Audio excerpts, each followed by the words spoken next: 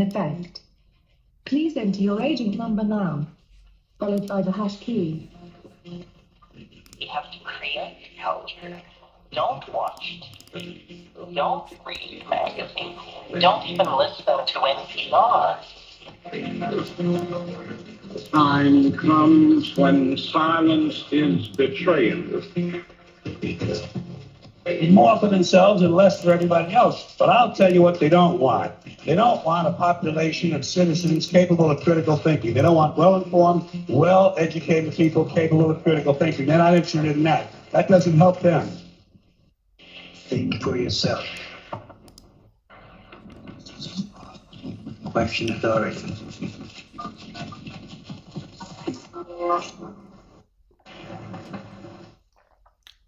This code has been compromised.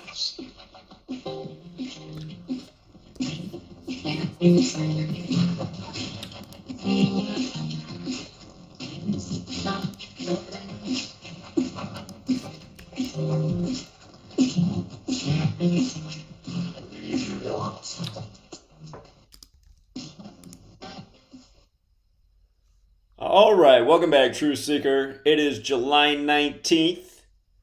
Unless you're in the other part of the world where it's already July 20th, the 201st day of the year, and that part of the world includes New Zealand, where the Women's World Cup is about to kick off on the 201st day of the year. And how fitting that in Gematria, Women's World Cup equals 201, again, starting on the 201st day of the year in New Zealand. And, you know, a headline for the world to see hours before the event that millions will tune into. It begins with a mass shooting. And again, it's a reminder that it's a New World Order agenda. The Jesuit order equals New World Order in Gematria. And again, part of the agenda worldwide is to remove people of their rights and liberties, including those to protect themselves, especially from tyrants. And that's why the Second Amendment is under big attack in the U.S., one of the last nations where people still have the right to bear arms.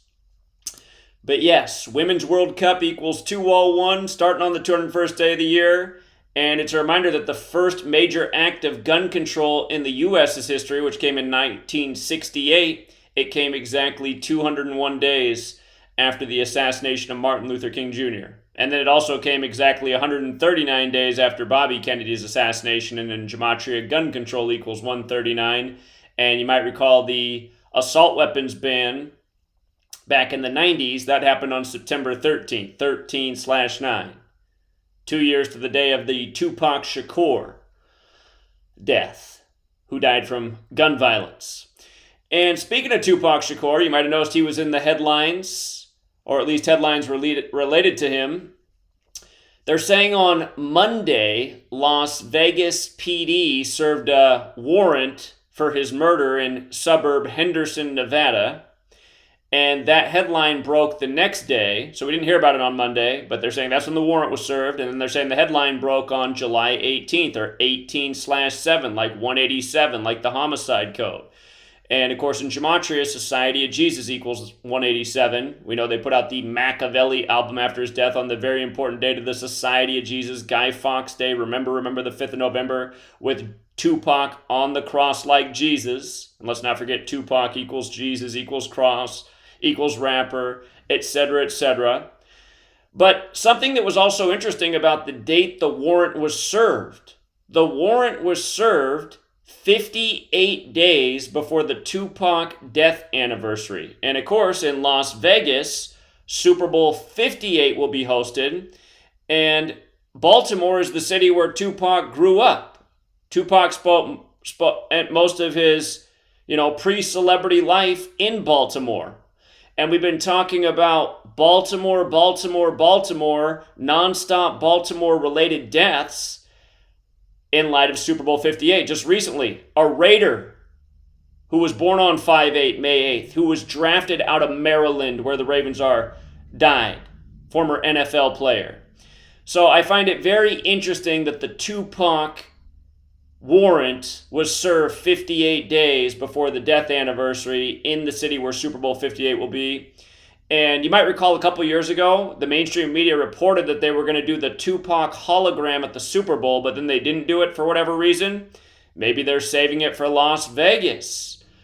So, what else is funny is the Tupac headline was on the same day Jason Aldean was in the news for his new controversial song, Try That in a Small Town. And think about it, Jason Aldean, he became a name in a lot of people's minds, including yours truly. I'd never heard of him before. The Las Vegas mass shooting of October 1st, the Route 91 Harvest Festival shooting on the day, leaving 91 days left in the year. Jason Aldean also has that Gematria 201, like Las Vegas Strip. But yeah, more Vegas, Baltimore, 58 stuff going on, and even through Tupac this year, September 7th will be the 27-year anniversary of his shooting, and it'll be the 27-year anniversary of his death on September 13th. Let's not forget Tupac Shakur also equals 139, like 13/9. But Tupac, dead at age 27, doing this ritual 27 years later. We know about the 27 Club. So many young dead celebrities at age 27. Of course, in Gematria, the word ritual is 27. So those were the main thoughts I had on my mind at the start of this show. Also, by the way, this will be my last broadcast of my 30s. Next week when we come back, I'll be 40 years old, over the hill. Remember being a young child once upon a time and seeing a surprise birthday party thrown for my aunt who was 40 at the time, and I just couldn't believe how old 40 was. And seems like it was just the other day I was a little kid at her 40th birthday party, but time does fly for all you young people. Enjoy it, because before you know it, you'll be over the hill. And I spent all of my 30s on the Gematria grind. I wasn't even a month into being 30 years old when I found Gematria, and I really did spend the entire 30s learning more about this, teaching about this, presenting this, and it's hard to believe that it's been 10 years, but it has. So anyhow, let's take some calls. I don't have a whole lot to say tonight. I prefer to hear the callers, especially the good calls. If you want to phone in tonight, the number is 213-233-3998. Again, 213-233-3998. And I'm getting the same question every day. Zach, are you going to California again? Are you doing California Kobe Bryant Day? Again, I want to, you guys, but support is just so far down since I started traveling. The more I travel, the more support goes down. And then when I'm out there doing things, I don't see any new real support coming in. I do want to do it, but here's what I'm going to say. If the Patreon subscriber count gets up to 5,000 by the end of the month, then Kobe Bryant Day is back on. If that mark doesn't get hit, if we can get back up to 5,000 by August 15th, which is still way down from what we were before we started traveling, then I'll do that road trip. But if we cannot hit 5,000 by the end of the month or August 15th, and the reason August 15th, that's a little more than a week before, and I need a week to travel to hit all the cities in California before I get there like we did last time. But it's also the Jesuit Order's birthday, and that is who we're going to be out exposing, so it seems like a symbolic and a correct date to set the mark by. But that's how we're going to do it. If I got to do the work, there has to be support behind it. And if we can get the support way back up, we can do that round the country big circle that needs to happen. So that said, let's get out to the first caller. Always a great caller. What's up, 347? Okay, what's up, Zach? How you doing, man? I'm doing good. Okay, my first topic is about the Gilgo Beach serial killer. 201. The day he came out, Billy Baldwin said that he was his classmate, the class of 81. He said 23andMe strikes again. That was Billy Baldwin. One of the Baldwin brothers, reminding that Alec Baldwin killed the Ukrainian woman on the set of Rust 201 days after his birthday. Again, Gilgo Beach equals 201, and he appeared in court in Riverhead, New York, which equals 201. And, of course, beach, river, water. We're in the time of Cancer, which is a water sign. Seems like almost every year we're talking about major drownings in the time of Cancer. So you can just see the ritualism, the numerology, the gematria. And again, that they got the serial killer on the kill date for the month of July, July 14th. Long Island equals 44. I mean, total ritual. Total ritual. But it is crazy that Billy Baldwin come out and say, oh, one of my classmates in the class of 81 and 23andMe strikes again. The fact that he said 23andMe strikes again. Oh, so he's saying he figured that out through 23andMe, the DNA thing? That's what Billy Baldwin put on his dog tweet he put out when they caught the dude. Okay. He Billy said Baldwin. 23andMe strikes again. I'm going to have to see if there's more of a connection than just his brother's recent 201 manslaughter thing. But the fact that he mentioned 23andMe, that means something, right? He just ain't just mentioning it for no reason. Well, I'd have to think about why. We're in the year 23. It's more promotion for a corporation and a major news story. So check this out. The day that he was arrested, or the day the news broke, I should say, July 14th, that was the 144th day of Billy Baldwin's age. And as we know, that's another huge Jesuit end time number. So. And plus, they say that they checking out for some murders in South Carolina and Vegas. Oh, I just had to check. William Baldwin equals 144. I mean, that's his actual name. So on his 104, I mean, come on. It's such a joke. I knew. You know that I knew before I bet you Billy Baldwin is some gematria in it when I saw the Billy Baldwin tweet. Somebody he went to class with him. So I said, come on, about none of your brothers in the news or this rush shooting. And you went to class, you was a classmate of this serial killer? Come on, man. Yeah, I don't see the joke in this. It's all theater, right? It's a clue that it's all theater. Okay. My next topic is you know the weather lady that died in New York, right? I think you did a post on her. You did a post on the weather woman who died this weekend at 51, who worked at CBS, the local station. I didn't do it. Somebody else did. Okay, well, she went to Georgetown. So I just found it was interesting that she went to Georgetown and she was the weather person for CBS. That's what I took from it. The weather's so hot. The weather people are dying. Elise Finch? Yes. Okay, I'll have to look into that one. I didn't cover that. Oh, I thought I saw you covered it. She died on a Sunday. That would have been July 16th, kind of like 16-7, like 167, the 39th prime, New York. Big with the 39s. And she's in New York. Yeah, I'll have to look more into it. Elise Finch. I missed this one. Okay, and this is my last one. Have you heard of this guy called Donald Marshall? So he was in the group Megadeth or some joint. Donald Marshall. You ever heard of this guy?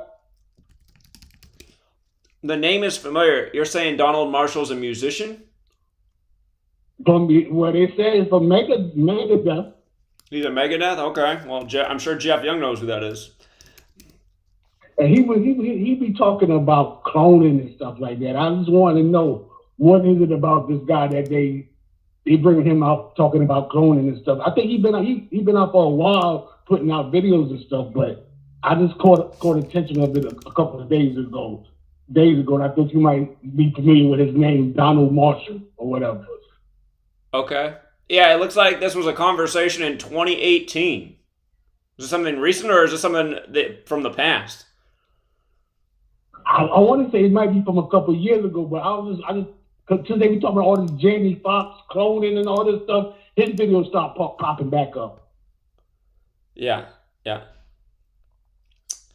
So if you can get a chance to see if you can talk to Jeff Young and see if you know anything about this guy. I'll look into it more. Yeah, Jeff will probably call in sometime soon. I'm not sure if he's back from Australia, but we'll ask him about Donald Marshall and what he knows. Okay, and one more thing. You see that JFK, they always bring something about the JFK assassination about Biden want to release some type of information about the assassination. They always keep this in the news I see. About the JFK assassination. You see that, right? There's something about the JFK assassination back in the headlines? Yeah, that Biden don't want to release some documents from the investigation about the JFK assassination or something. Okay, well, that makes sense. He's killed at 46. Biden's number 46, so. Yeah, that's about it. I really didn't have too much, but those are the main things about the Billy Baldwin went to school with the serial killer, and he mentioned 23andMe strikes again. Yeah, I'll look more into that too, but yeah, I already see the ritual with him, so. Okay. All right, that's it. All right, appreciate it as always. Great call. Thank you. Oh, okay. All right, take care. Okay. Hey, what's up, George? Oh, hello, Zach. How are you doing this evening? Doing well. How are you? Actually, well, I did catch the show that you did with Johnny and the crew this Sunday. Sorry I couldn't be there. Hopefully the next time you're on with Johnny, I can participate. Yeah. Yeah, it'd be better if you were there. Oh, well, thank you. So, I don't mean to belabor a point, but remember last week I brought up the Beverly Hillbillies, specifically Max Baer Jr.? Yes.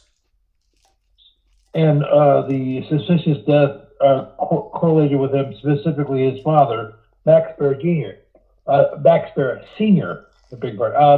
Well, the more I look into it, he seems like a black cat. Bad things seem to happen around him. And I wish I would have brought this up last week, but I guess I didn't look deep enough, because there have been at least 3 other suspicious deaths associated with Max Baer Jr., who was best known for his portrayal of Jethro Bodine on the old TV show Beverly Hillbillies. And just once again, Max Baer Jr. was born on December the 4th, 1937. And once again, he went to Christian Brother High School in Sacramento, California, and he got his undergrad degree from Santa Clara University, also in California. Okay, so I mentioned his dad. I mentioned Irene Ryan, who played Granny on the TV show. She died a couple years after the show went off the air. She died in 1973. Okay, 2 other deaths that are, well, this is a Beverly Hillbillies death.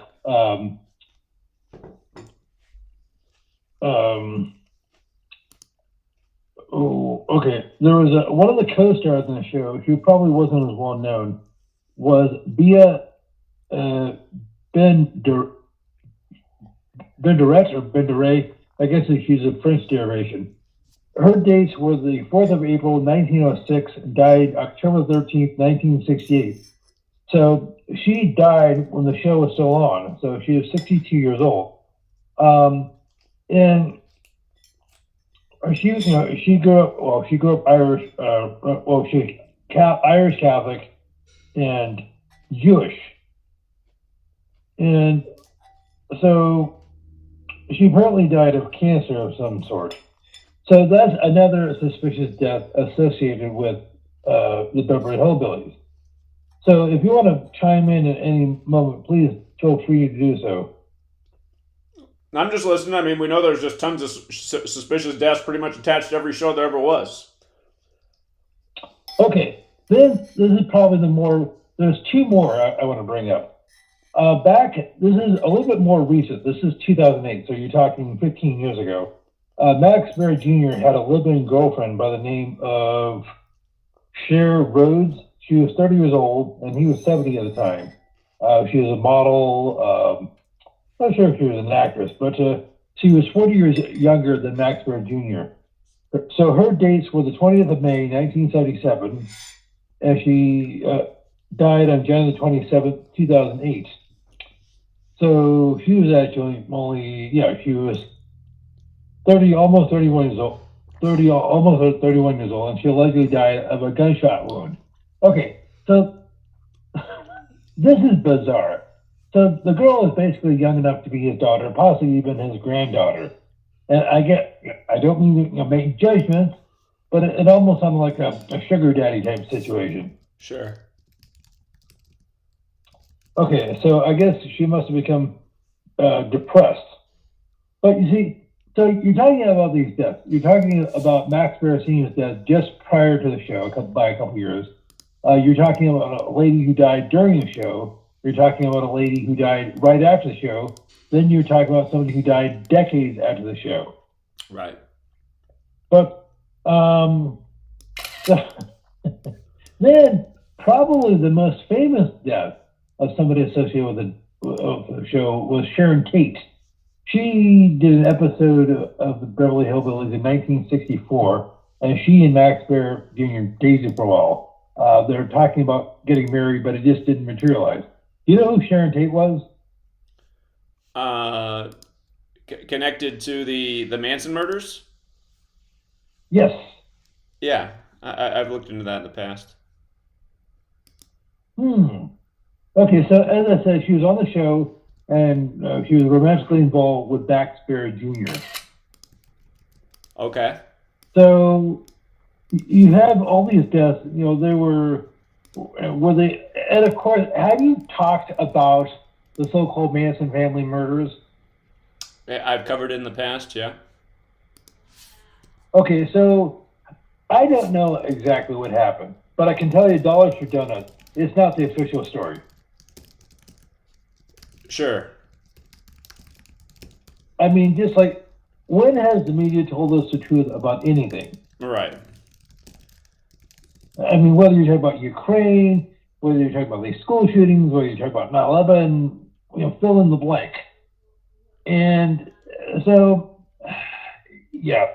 And so, getting to my point, so one of the things you brought up when you were on with Johnny or something that Johnny brought up was the movie that's supposed to be coming out this Friday. Oh, by the way, happy birthday. Thank you. To celebrate your birthday, they're coming out with a movie called Oppenheimer, about J. Robert Oppenheimer. Have you looked into him specifically? I know you've talked about the Manhattan Project. I have. I did a big post on him back when they announced the movie, so close to a year ago. Oh, okay. Well, here's a little backstory. His brother Frank founded or established the Exploratorium in San Francisco in 1969, which is, I know you've obviously been to San Francisco at least once, but have you ever been to the Exploratorium? I have not. Oh, okay. Well, the next time you're in town, I would highly recommend it. It's considered to be basically a mad scientist funhouse. So, anyhow, the current director of it is a fellow by the name of Lindsey Bierman. I don't have his dates because they're not listed. He got his undergrad degree from Georgetown University. Okay. So, is there anything the judges don't run? Well, hopefully not your life or mine, but I mean, yeah, they got their hands in everything that pretty much have the mind's eye of the masses. So. Yes. So you said you did a post on the movie Oppenheimer almost a year ago. So just in your opinion, humble or otherwise, why do you think they're making a movie about him right now, roughly 80 years after the event? George, I take it you don't pay attention much to the show except for when you call in, but I mean, I've covered this several times in recent weeks, how it's perfectly synced, the release date of the movie, with the day that Russia went into Ukraine. The words on the cover of the poster add up to 516. It's releasing on the 516th day of Russia being in Ukraine. And again, it has to do with the bomb after a war that's been nonstop, talk about there could be some kind of nuclear disaster. Again, last year on the anniversary of the bombing of Hiroshima, the weapons director at the United Nations said that the nuclear threat from Russia is real. So it seems quite obvious that that's why we're getting this movie at the time of what's going on with Russia, Ukraine, which we know is another big Jesuit ritual. So, okay, if I could just quickly respond. I mean, I don't mean to sound defensive. I try to watch all your videos. Sometimes I can't, or your time constraints, or I I've had a hard time tracking them down because sometimes I don't get notification. So I'm sorry, I missed your post on that, and I do apologize. It's okay. It's just I've covered that point like literally the last 3 shows because people have asked me the last 3 shows. So I mean, it's like 3 consecutive shows I've made the exact same point, but it's okay. Well, okay, sorry. Maybe I wasn't paying attention, but as I said, well, this is something Johnny brought up. The movie is directed by, I believe, Christopher Nolan, who's British and American, and his brother Matt went to Georgetown University. The actor who portrays Oppenheimer, Cillian Murphy, is Irish Roman Catholic. He went to Christian Brothers and at least one other Catholic school in Ireland. So they had, I was bringing up this question, is there anything they don't control, whether you're talking professional sports, name the sport, any sport, whether you're talking about the film industry, the news media, government, politics, pharmaceuticals, food production, transportation. They basically have all their bases covered. They do. I mean, they really do control this world. I mean, it's just so obvious. So. Okay. So, and just one last point. I'm sure I missed the first few minutes. So tomorrow is, I guess, the 54th anniversary of Apollo 11. And I'm not going to get into the whole debate as to whether that actually happened. But this is something I picked up from our mutual friend, Eric Bowman. He brought this up a couple of years ago. Hold on, George. We got a commercial break. Save it for after the break. We'll be right back with George. Okay.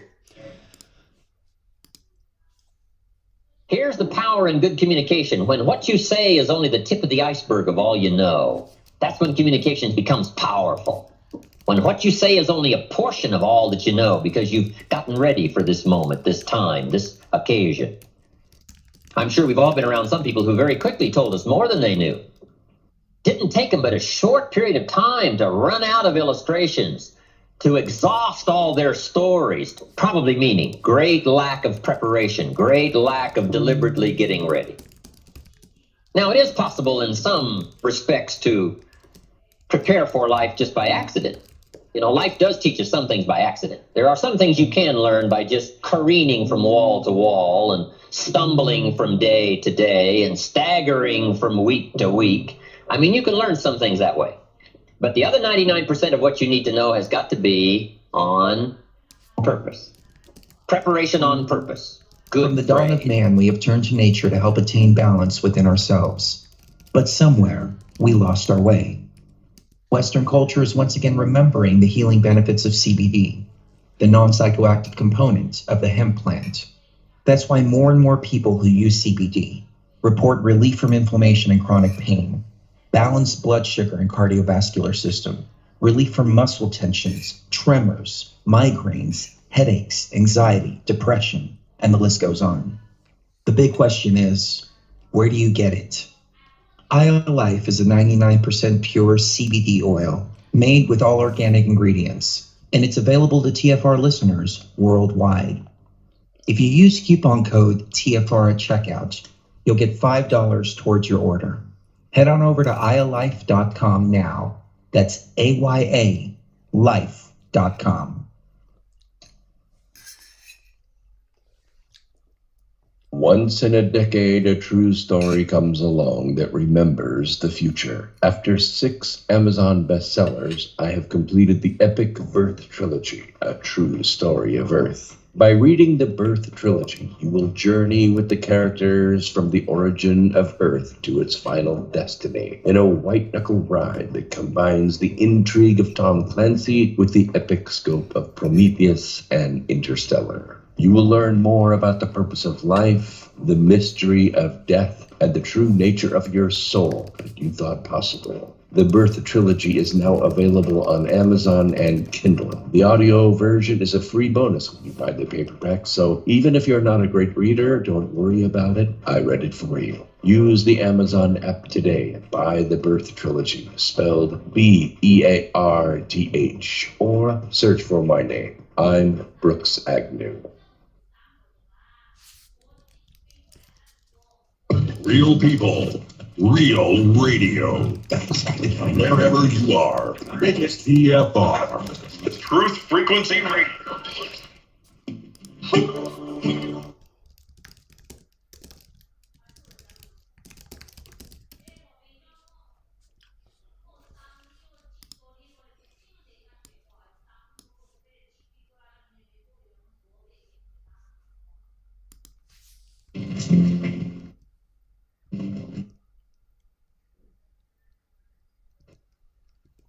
All right, we're back. True Seeker, we're taking your calls all night. If you want to phone in, again, it's 213-233-3998.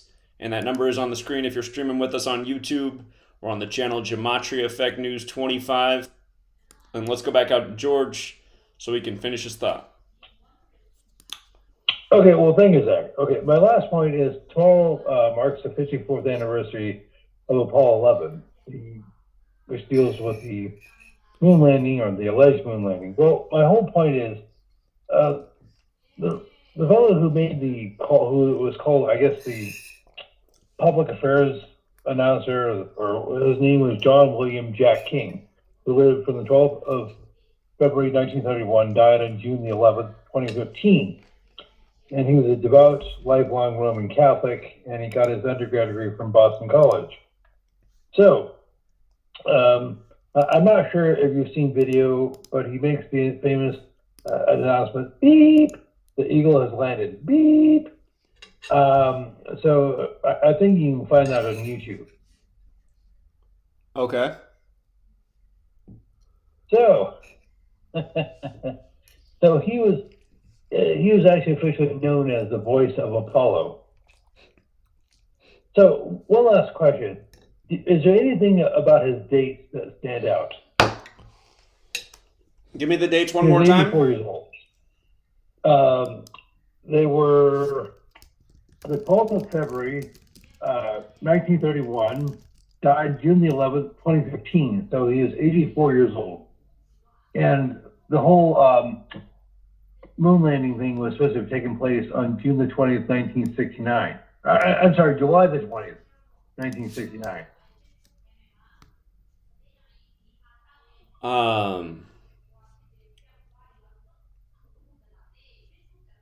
Well, 84.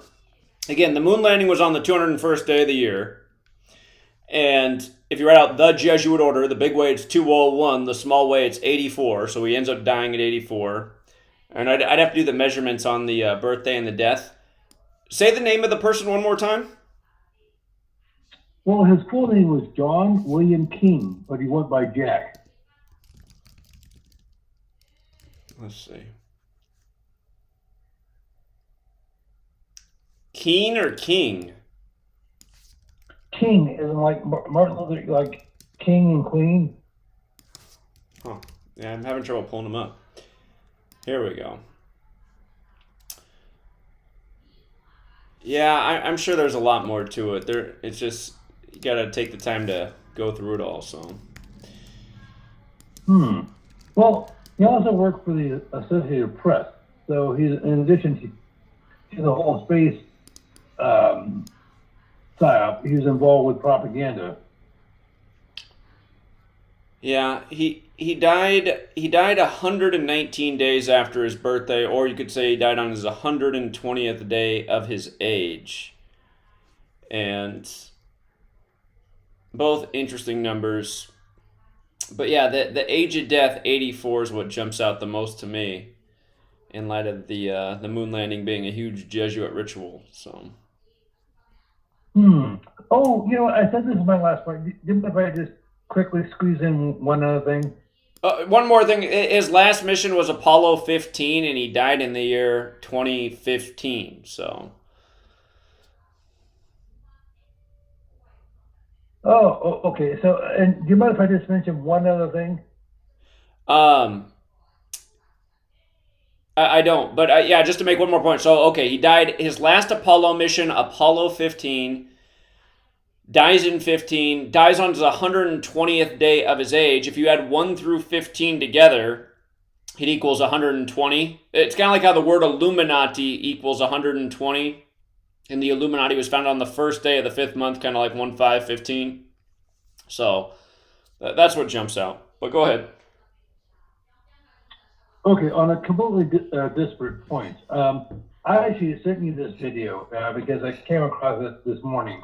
And it's completely by surprise. Back in 1988, Thursday, July the 20th, 1988, then Arkansas Governor Bill Clinton appeared on the Tonight Show with Johnny Carson. The previous week, Bill Clinton had been one of the speakers at the Democratic National Convention in Atlanta, Georgia, which took place between the 18th and 21st of July.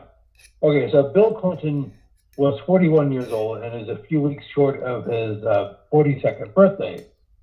Now, he spoke at the convention in Atlanta. He spoke in front of a national audience, but by his own admission, virtually nobody watched it because most people just don't follow this sort of stuff.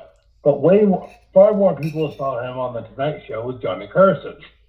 And I haven't come across the actual speech that he said, but he said it was, I believe, 34 minutes long, if I'm not mistaken, and it was only supposed to be 20, so it ran way over time. And the people found it boring, and it turned people off. So they said it could have destroyed his future political aspirations. So why do I talk about something that took place roughly 35 years ago? Well, as I said, Clinton was governor of Arkansas at the time, and he came across, so for most Americans, this was his first national exposure, or his second national exposure. And he came across as funny, articulate, gregarious, self-effacing, and he appeared to have a good sense of humor. And he finished his little spot with Johnny Carson by playing the saxophone. Yes, he would do the same thing later in 1992. I don't recall the date on Arsenio Hall. So why do I bring this up? Well, one of the things that Carson mentions to Clinton is, well, I understand your term ends in 1991, 3 years from then. And he says, do you have any future political aspirations? And off the cuff, Clinton says, well, it depends on how well I do tonight. So, question for you. I know, I'm not sure if you've seen this clip, but just in your humble opinion, do you think they're telegraphing to us what was going to happen next or within a few years? Of course they are. I mean, 4 years later, he was elected president, and it's just like Obama gave the Democratic keynote address in 2004, and I still remember watching that. I remember the television commentator said, wow, that guy sounds like he could be the future president. And then sure enough, next election, it's Obama. So that's probably a pattern that's happened multiple times in history.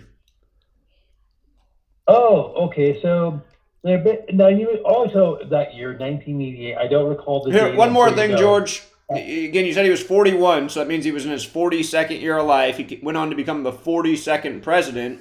In Gematria, both the Georgetown and Jesuit equal 42, and of course Clinton went to Georgetown. So.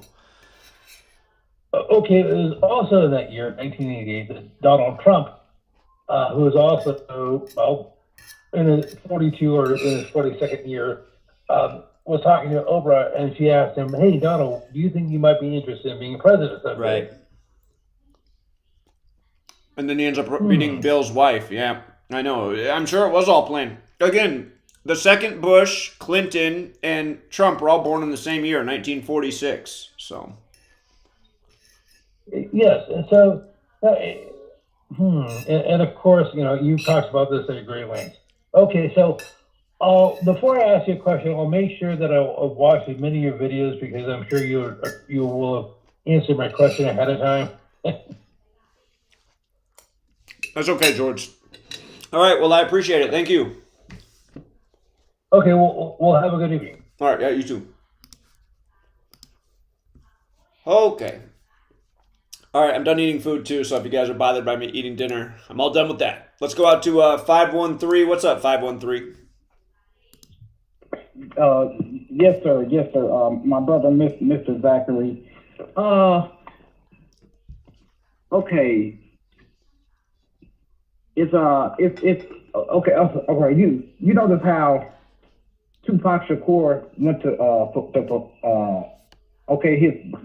the character ended in Las Vegas, meaning the quote unquote passing away, the quote unquote death of Tupac occurred in Las Vegas. Okay, the Super Bowl is going to be held, as we all know, in Las Vegas. Okay, and secondly, Tupac Shakur went to performing arts school in Baltimore. Is that somehow connected? Yeah, like I pointed out at the beginning of the show, they served the warrant 58 days before his death anniversary. And we know Baltimore equals 58. Tupac grew up in Baltimore. Super Bowl 58's in Vegas. So I started the show by talking about that. And I think it is another ritual. And the other year they said they were going to do the Tupac hologram at halftime, and they didn't end up doing it. So I wonder if they're going to save it for Las Vegas. I believe so. I believe that's going to occur in the Super Bowl halftime show. I do see it. I do see that taking place. Being in there. I do see that. I do see it happening. So yes, it's so obvious. It's so blatant. And they're putting that stuff right in front of your face. How Tupac went to school in Baltimore, and how we all know.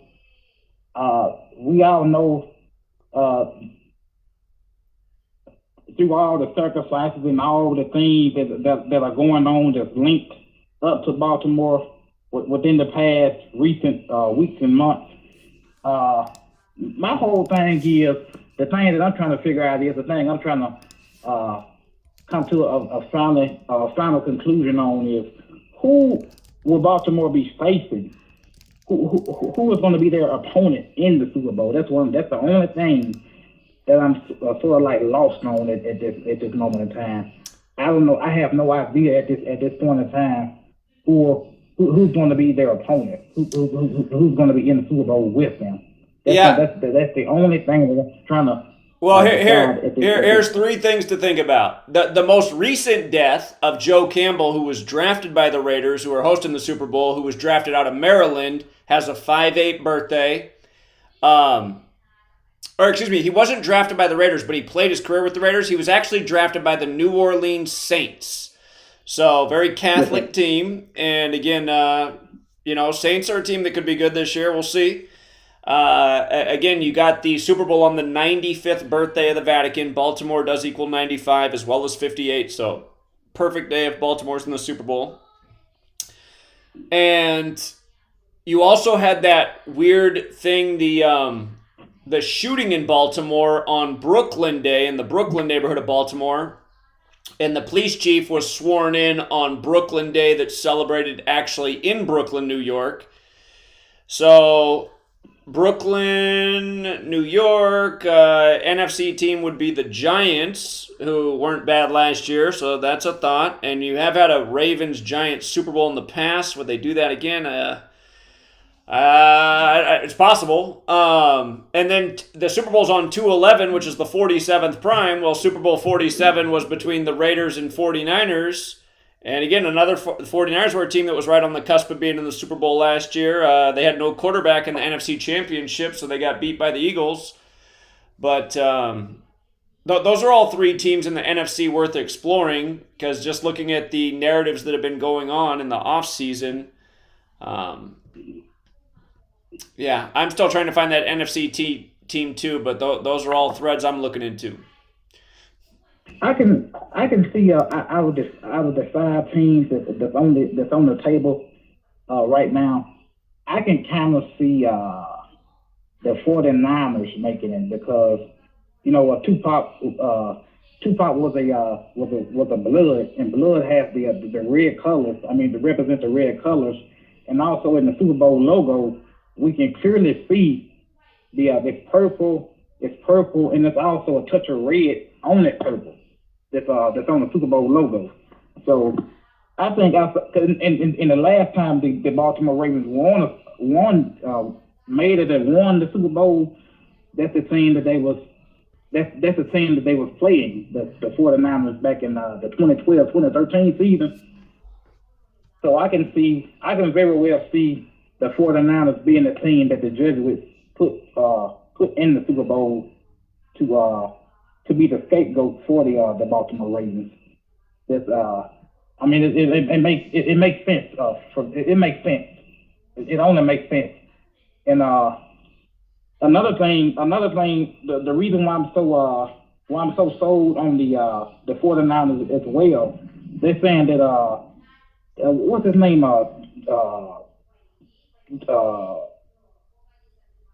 John Harbaugh, yeah, coach of the Ravens. Yeah, he's going to be.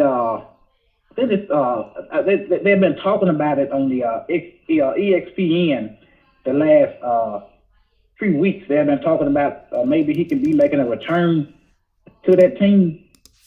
So it only makes sense for me. It only makes sense, and even if he doesn't make the return to that particular team, I can. That's the only team I can see right now being in the Super Bowl next year, the 49ers. But anything right now is a toss-up because we really don't really know for sure. All we do know at this point in time that the Baltimore Ravens are going to be in the Super Bowl and more than likely is going to win the Super Bowl. But out of every team that's on the table, that's on the plate right now at this current moment in time, I can very well see that being the team. That Well, they put in the, about winning the Super Bowl, they're missing something that's been historically necessary for a black quarterback to win the Super Bowl. So I wouldn't forget that. But right now they have a great narrative to be there. Each black quarterback each time, like you said, sir, my brother Zach, each time you said over the last few years, you said every time either a mixed quarterback or a fully black quarterback has beaten a team, it has been a team connected to a Bronco. No. All the black quarterbacks to ever win a Super Bowl have played for the native teams. The Redskins, the Chiefs, and the Seahawks. Those are your three native teams in the NFL. And that's part of the reason we liked the Chiefs last year, because black quarterbacks don't win on the Eagles. I was thinking maybe Lamar Jackson won't be but their backup is Huntley, who's also black. They'd have to go through two quarterbacks, and I just don't see that. I suspect Lamar Jackson will be the guy. Again, the Odell Beckham signing was synced up with the Super Bowl, paying tribute to the Gematria Lamar Jackson. So, anyhow. So if I'm correct on my choice, that means that the 49ers, which is very possible, the 49ers will be winning the Super Bowl 58 if they do make it. If that's a team that they pick to be in the Super Bowl next year, that would be the more than likely the champion next year. It very well could be, and something to think about also with that whole Catholic thing in the Vatican's birthday is Pope Francis is named after Saint Francis of Assisi, just like the city of San Francisco is. So, but I keep forgetting that each time a black quarterback has won, that they have been connected to a Native American. The team that they won with has been connected to a Native American tribe. Right. The reason I keep forgetting it is because the Seahawks is the Seahawks. The Seahawks is the only Native American indigenous team that doesn't really give you a clear depiction of a Native American team. You only recognize it if you're from the area, because Seattle's named after Chief Seattle, a Native American, and then the symbol on their hats from the local tribe. So, yes, sir. Because it's very clear when you look at a team like the Chiefs or the team either the Chiefs or what's the other team that won? I know it's three. Redskins run the first. Yeah, the Redskins. Seahawks won the second, and Chiefs have won the last two. the Redskins. So I think I'm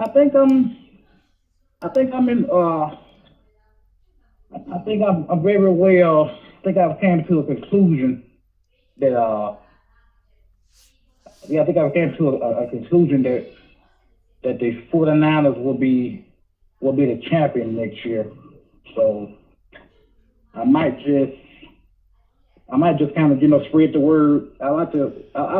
Remember, we still got 2 months until kickoff, and there'll be more clues that come in. But I mean, that's not a bad Super Bowl prediction right now, based on the facts we have. But 2 months from now, we're gonna have more information to work with. So I'd encourage everybody to hold on to their future bets until just before the season begins.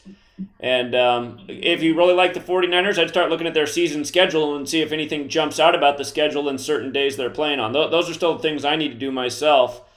But the clues are abound. They're always out there. So yeah, I like to I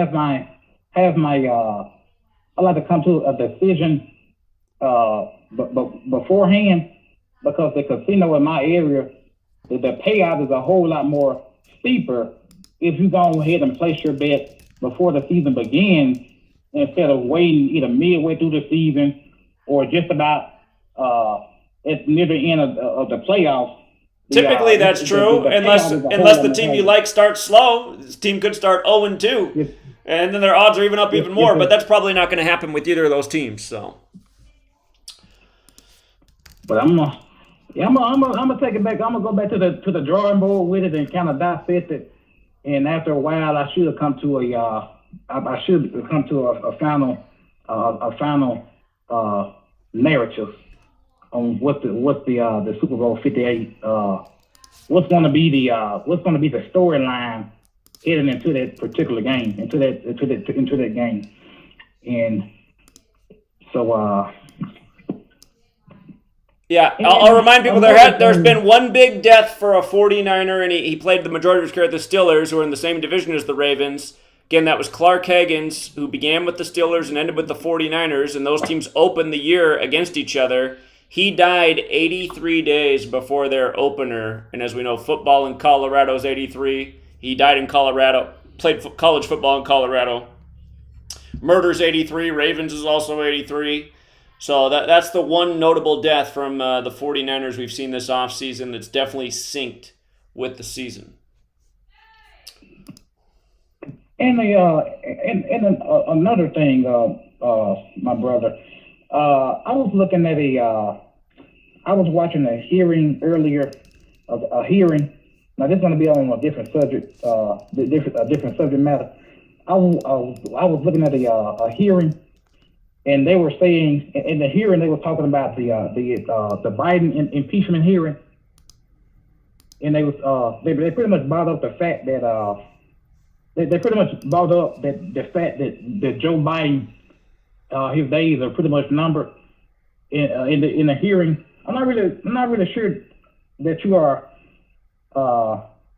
familiar and aware and in tune with the hearing that took place earlier. I think it was a 6 hour hearing that took place today, and they were saying that Joe Biden's days is pretty much slim and none. So does that mean that he might be taken out of office sooner than we expected, sooner than we thought? I'm still sticking with my prediction of after he's 81 years old, sometime around the start of June 2024. I think that's when it happens. So I'm looking up the name of the hearing, but I just got done watching it. It just concluded maybe an hour ago. So I'm looking it up right now to see the name of it, trying to find the name of it. The IRS whistleblower. Yes, sir. That's it right there. That's it. Pretty much everybody just anybody that it's just kind of tell that it was kind of contrived. So a lot of these people, a lot of the people that got up and spoke today, they look like they ain't never even been in the same room with Joe Biden. you can tell that it was kind of that the hearing itself is by the numbers as well. Yeah. He works for the IRS, which is perfect because it has gematria of 46. So the whistleblowers for the IRS against number 46. Yes, sir. It's all a dog and pony show. That's all it is. That's another distraction. They got the Republicans looking this way when something important is going on the opposite from the. They got people looking one way because they got people looking at the left when something more important is going on at the right. So it's another distraction. The whistleblower's name is Mr. Ziegler. Ziegler equals 46 like IRS. I mean, it's just such a joke. So. Yes, sir. I was laughing at the whole thing. It went up with a comedy show for me. It went up with a comedy show. Indeed. The man, the man who he was the main person. Yeah, I think he could say he was a part of the LGBTQ community, and he was married to a man. And I was just saying, he was just Mo BS for the spreading Mo BS. Just pretty much just spreading Mo BS for the masses. Oh. Just representing the LGBT community, being married to a man, and being an employee of the RRS. So, I mean, the numbers was just all over, on. Indeed. We got a commercial break, friend. I really appreciate the call. Thank you. Yes, sir. All right, take care. Be right back, everybody.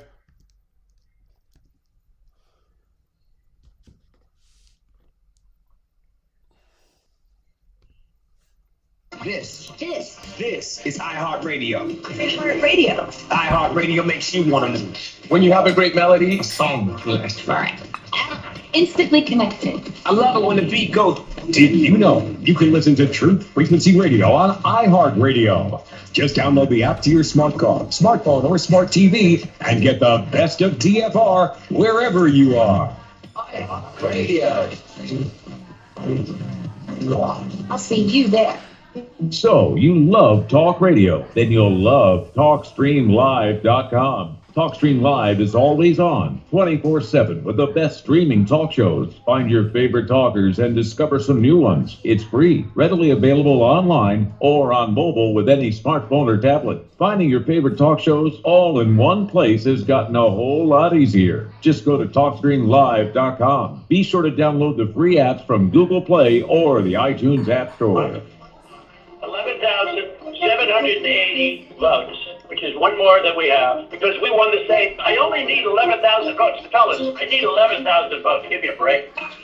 Let me handle it. Don't say that, you stupid son of a bitch. Let me handle it. I was going to show them how good I am. Let me handle it. Let me handle it. This is easy. Let me handle it. And I made that mistake. Why would you give up a primetime show? My life was so simple. And then I did it, and look what happened. Now we got to make it great again. Our country's embarrassed. The whole world is laughing at us. But is there any place better to be than a Trump rally? Crooked Hillary Clinton and the Democrats. How would you like to have her as your wife? What kind of a sick perverted mind does that? Bill Clinton, he's living in fear. Other than that, how are things going? Global pandemic in the middle of the pandemic. Where's your mask? Where's your mask? You have to remember, where's your mask? Where's your mask? Where's your mask? Where's your mask? You have to remember, then you're not supposed to get set up. Let me handle it. Don't say that, you stupid son of a bitch. Let me handle it. I was going to show them how good I am. Let me handle it. Let me handle it. This is easy. Let me handle it. And I made that mistake. The person who's very low key, the press does not treat fairly. She's really tough and she's really, really smart. Marjorie Taylor Greene.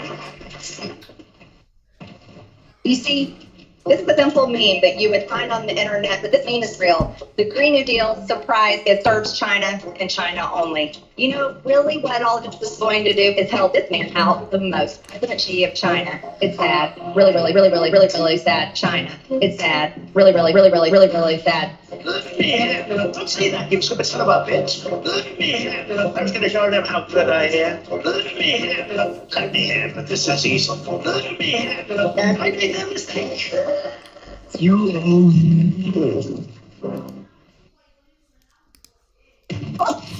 This is the Truth Frequency Radio Network. TFR. Truth Frequency Radio.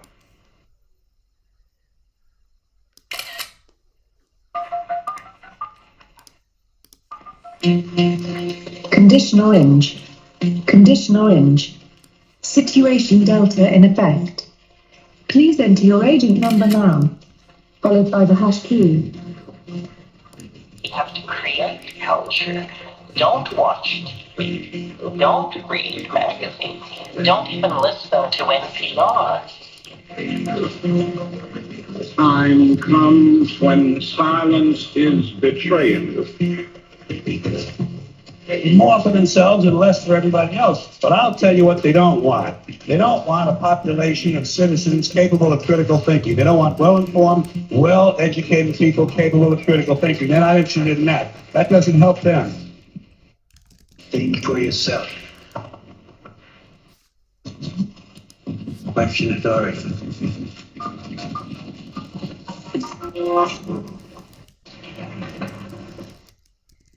This code has been compromised.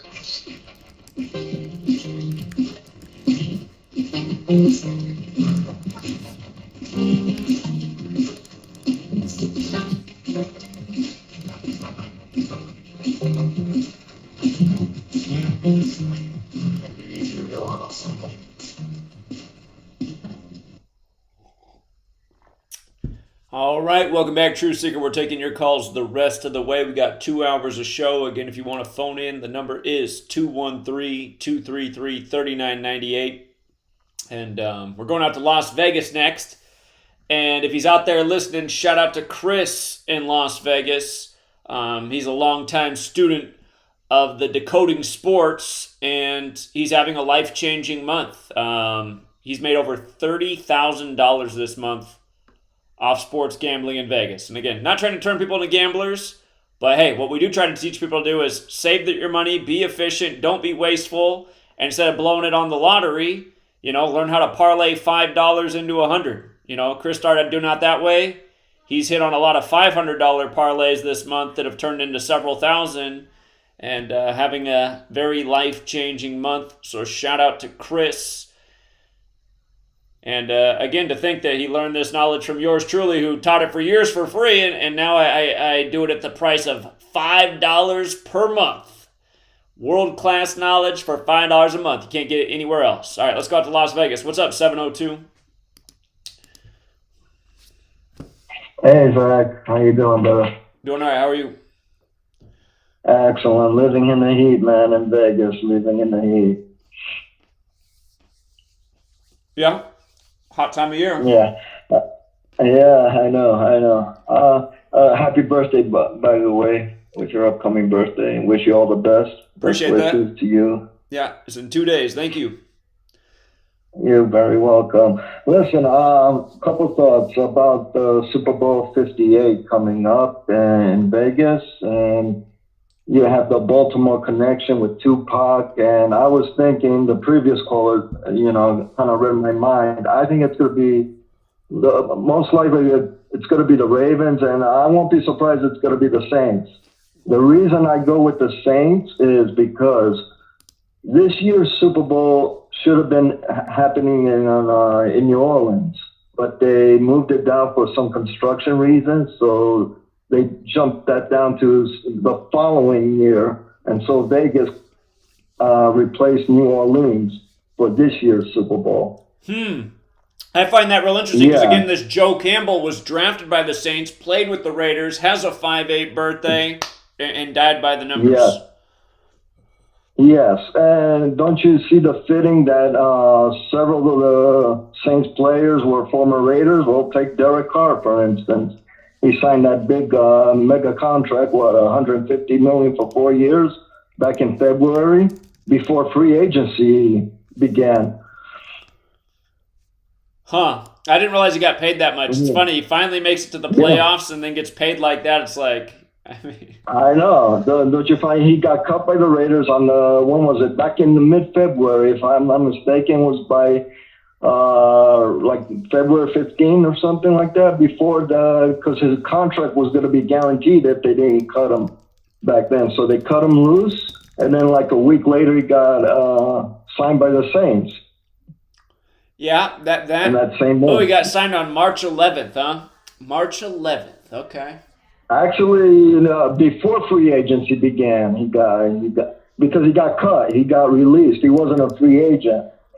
Well, no, So I'm saying that that they say March 11th is the day that he officially joined the Saints.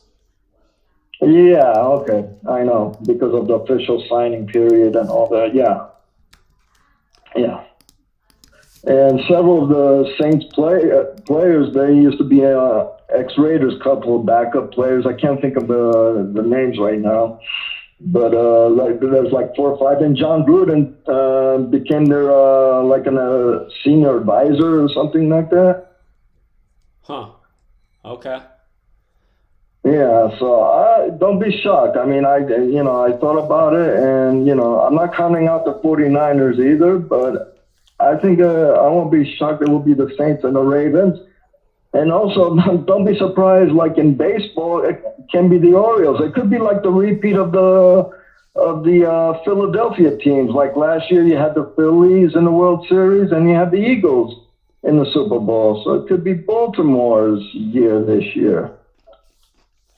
It could be. Yeah. Yeah. Okay. I see Derek Carr. So Derek Carr joined the Saints 337 days before the Super Bowl. That's the 68th prime number. And the word championship does equal 68. And funny enough, the man who just died, Joe Campbell, he died at age 68. 68, yeah. So that's a championship number. Exactly.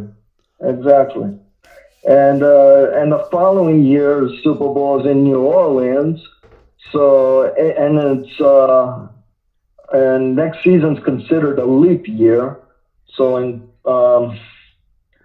if I'm not mistaken, and in 2025 Super Bowl's on the 9th of February in New Orleans. So don't be surprised, Mr. Joe Burrow, wearing number 9, wins it that year. Huh. Okay. Yeah, just for future thought there. I'm trying to find the story about the Saints. I didn't know that they were supposed to host Super Bowl 58. You're positive about that?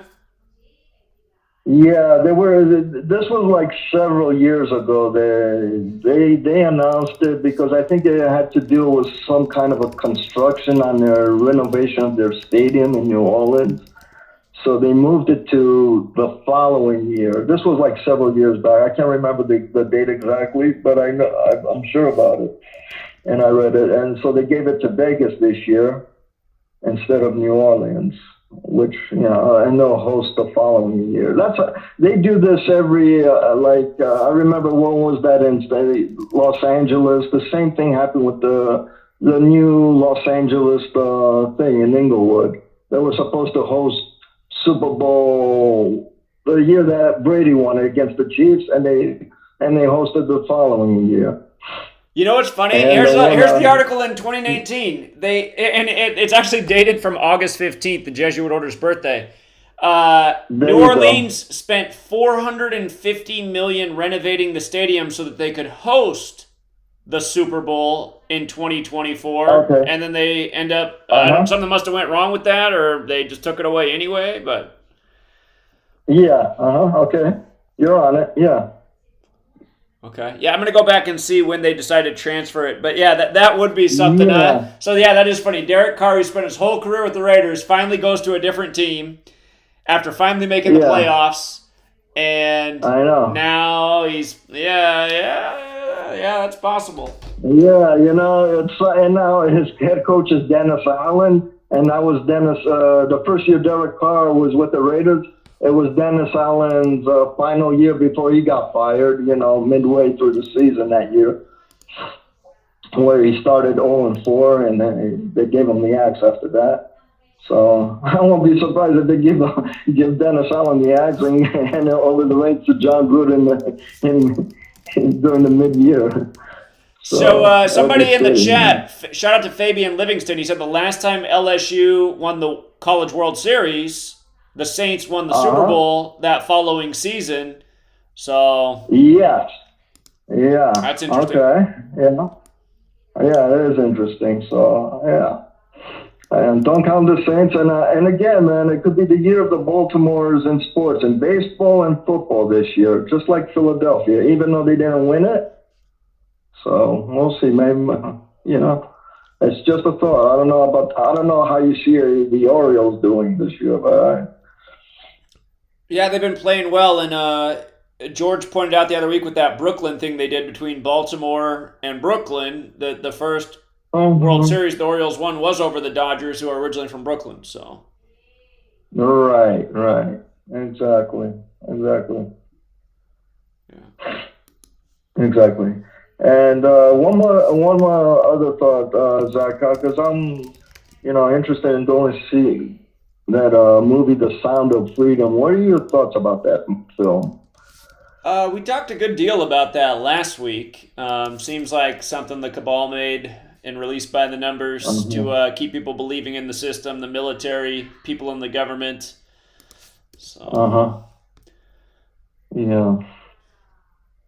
I mean, it's the thought about it is really freaking, and it's like, I'm just gonna go see with my girlfriend because she's interested in, she wants to go, and so I'll have a look at it, and I'll give her. Hey, here, I got one more about Derek Carr and the Saints potentially in the Super Bowl. Again, it's on the Vatican's birthday, and from Derek Carr's birthday to the Super Bowl, he's 32 years old, right? He's 32. He's going to be 32 for this Super Bowl. That's a big number. NFL's 32, America's 32, 32 Sunrays on the Jesuit logo, 32 teams in the NFL. Big number there, 32. Right.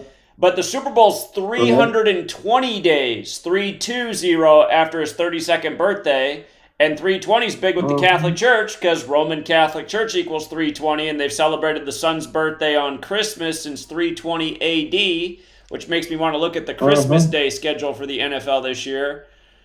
But yeah, that Saints narrative is not bad. So it isn't bad. I know. It isn't bad at all. Yeah. It's intriguing, and I'm gonna, I'm gonna wait for a few months, like you said. Oh, and one question: are you planning to come to Vegas, like in the near future or anytime soon, so we can meet up? Yeah, I got to come down to Vegas. I mean, I if the California trip ends up happening, I think I got to hit Vegas on the way back this time. There's a lot of people in Vegas that would like me to come through. So. All right, yeah. Let's hook up. Meet me up, and All right. Appreciate the thoughts. Okay. Thank you. All right, Zach. I appreciate it. Keep up the great work that you're doing, man. Will do. Thank you. You have a good night. You're very welcome. You have a good one. Thank you. Take care. All right, let's go out to 951. 951, you're on.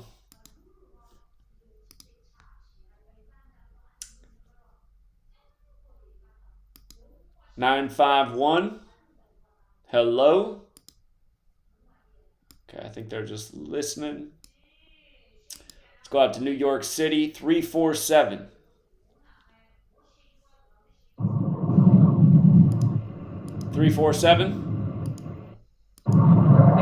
Hello? Hello? Can you hear me? Yeah. Okay. Hold on.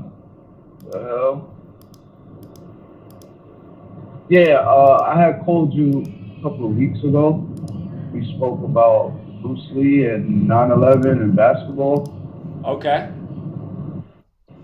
Yeah. Well, I wanted to talk about Tina Turner.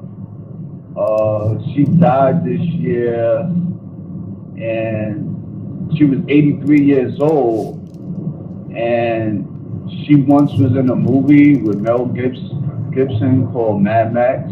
Yeah. On Thunderdome. And it just turned 38 years old this year. It came out in 85.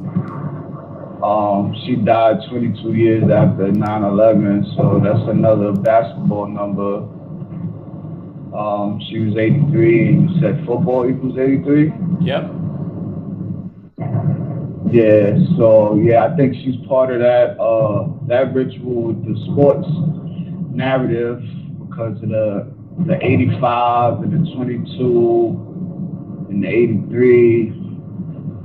So that's what I was thinking.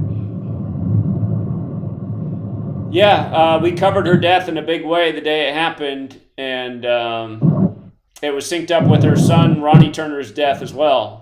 And his death was synced up with his father's death, Ike Turner. So it's all connected. And she also died 163 days before the 38th Rock and Roll Hall of Fame. 163 is the 38th prime number. And as we know, death, murder, killing, RIP, they're all 38. The reflection at 83, her age of death. Now look at that. Look at this. That 38 Rock and Roll Hall of Fame will be on 11/3, 113. Yep. It's another basketball connection right there. So I don't know. I was thinking out of nowhere. I just started thinking about the Brooklyn Nets because she once did a music video in Brooklyn called "What's Love Got to Do with It."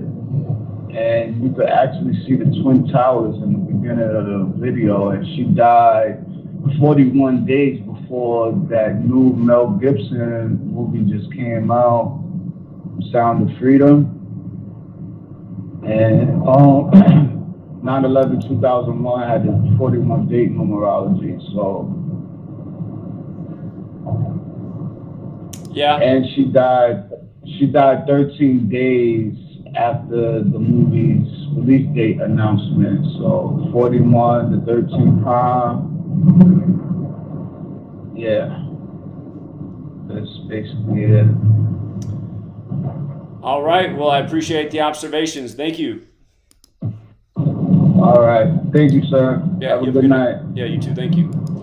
Yeah, again, she died on the 144th day of the year, Jesuit Order 144. CNN's front page has her in red and black. I mean, she wore a lot of different outfits in her years performing, but they had to do red and black, the Jesuit colors, on the big Jesuit day. So, again, just a little nod to who's really responsible. Let's go out to 810. 810, you're on. Hey, Zach, how you doing? Doing well, how are you? I'm well, thanks. So, Jason, is it Aldean with a D? Aldean with a D. Okay, because it's funny. Tonight I was on LibertyTreeRadio.org, and a guy come up on the show, and he's got a speech impediment, and he mentioned the video or the song, and how the country music TV has banned him, and they're pointing out he's a racist and all this stuff, and they started playing it, and Mark, the excuse me, anyway, the guy who brought it up, he spelled the name, and he said, I could have swore he said V. So I sent you that link for the video before your show started. And then you talked about it, and so you're saying that this Jason cat, he's a 201. What does that mean exactly? Is he part of the cabal? Of course he is. Is this guy? Of course he is. He had the tattoo. He had the tattoo for the eclipse on his arm, and that shooting was right after the Great American Solar Eclipse. And he had the music video. I have to go back and look at it all, but he has this music video driving through Las Vegas, and it's putting the words on the screen, and it's like, as they're going through, I got to go back and look at it all, but there was so much predictive programming for the October 1st shooting while he was on the stage. And no kidding. Yeah, I never even heard of him until today at about, little after 5 o'clock Eastern. So, wow, that's a pretty cool tune. So he's one of them, huh? I'll be damned. Well, hopefully we find somebody that's on our side that's got some music talent, and they start putting out songs that have meaning to us. Anyway, I don't know if I met. Have you ever decoded Planet X or Nibiru? Yeah, people are always so caught up in that. I just think that thing is just some made-up distraction that everybody gets stuck on. So, but Yeah, I think you're right. One more thing about Jason Aldean. Below the black sun on his arm, he has a jack or or it's actually a joker and an ace, and it's a jack and an ace, and he has the same tattoo because they're in spades. It's a jack and an ace in spades tattoo, and if you look at the Las Vegas Illuminati card game card, the Las Vegas card has a jack and an ace that are spades, and in the same way that it is on his arm. And again, Order of Illuminati equals 201, like Jason Aldean. So wow. So they're trying to they're making all this controversy about him so everybody plays the song. Sure. Right? Sure. Yeah, I was reading the article yesterday because that was the big story yesterday, and the Tupac thing. And again, they're both those musicians are connected through Vegas because Tupac died there supposedly, and Jason Aldean had the shooting there, or he was on stage when the shooting happened. And okay. See, I missed that connection. I did not know that. Yeah, those were the two big stories yesterday. Yeah, it's like, come on. I mean, that's what they're talking about on the same day. And the thing about yesterday is yesterday's date numerology was 23, and in Gematria, Las Vegas equals 23. So just, totally perfect. Holy shit. Man, you are amazing. The shit that you point out and that you see just because of what you know, it's incredible. So anyway, there's this guy, Steve Bednoon, and he has a website. It's called Israeli News Live. I don't know. I've heard it as .com and .org. Can you pull that up? This guy, he's a Jew, but he claims he's not a practicing Jew. And he comes up on this radio show that I just have on, kind of just to hear what they're talking about. And that radio show is called TheLibertyMan.com. That's his website. But I know that guy's a Zionist. And anyway, he has this guy on Bednoon, and he claims he's connected with these high-ranking Jews that give him all this information, and they claim, we had some coronal mass ejections here this last week, right? You heard about that, the solar flares? Sure. And he's saying that Planet X is causing these CMEs, and they're going to we're going to get some really big ones, and it's going to knock out the Earth's magnetosphere, which is like the force field that protects us from outer space junk. And people are always circulating information like this. I got to be honest, this kind of information I just throw out because, people are doing this all the time, putting out the same crap over and over. It never happens. So, I don't even pay attention to this kind of stuff. I just want to finish what they said was that we're going to get hit. Possibly the U.S. will get hit by some meteors, and they don't want to raise fear with the Americans, so they're going to say that it was North Korea nuking us. Oh yeah. Yeah, I'm sure. That's not going to create some fear, right? Yeah. Anyway, I want to throw that at you and see if you had any decode on that crap. And I don't believe in the Planet X theory, and they've been talking about it for a very long time. And anyway, it's out there, so that's pretty much all I got. Yeah, I don't mind people talking about, but it's just people are always peddling those same things over and over and over, and they just never happen. And it's just more fear noise in the world. It's like, why are people even talking about this? I mean, what, you want to be the 1,000th person to talk about this and be the latest false prophet? Why aren't these same people sharing the information we're putting out here, which actually gets to the heart of what's going on in this world? So, anyway. I hear you, brother. That's how I feel about it. Thanks, Jack. All right. Yeah. Have a good night. Thank you. Bye. You too. Happy birthday, man. Appreciate that. Thank you. Have a good night. Okay. Let's go out to 347. It's a popular area code tonight. 347, you're on. Hey, Zach. How's it going? It's good. Hey, going well. Thank you. Hey, so I just want to talk to you about MOB and their daily rituals. The Rockies and the Astros with their Apollo 11 ritual. Yesterday, the Rockies beat the Astros to get the 54th win. They had the numbers to win. They had the numbers to win yesterday, the Rockies. Yeah, they had the date numerology on their side. So I called them to win yesterday to get the 54th win versus the Astros at home. You know, the 54th anniversary upcoming. It was 180 days from Buzz Aldrin's last birthday. It was 18 days from Bud Black's last birthday. Bud Black stayed on 511 wins in his career. 511 is Saturn in Jewish Gematria.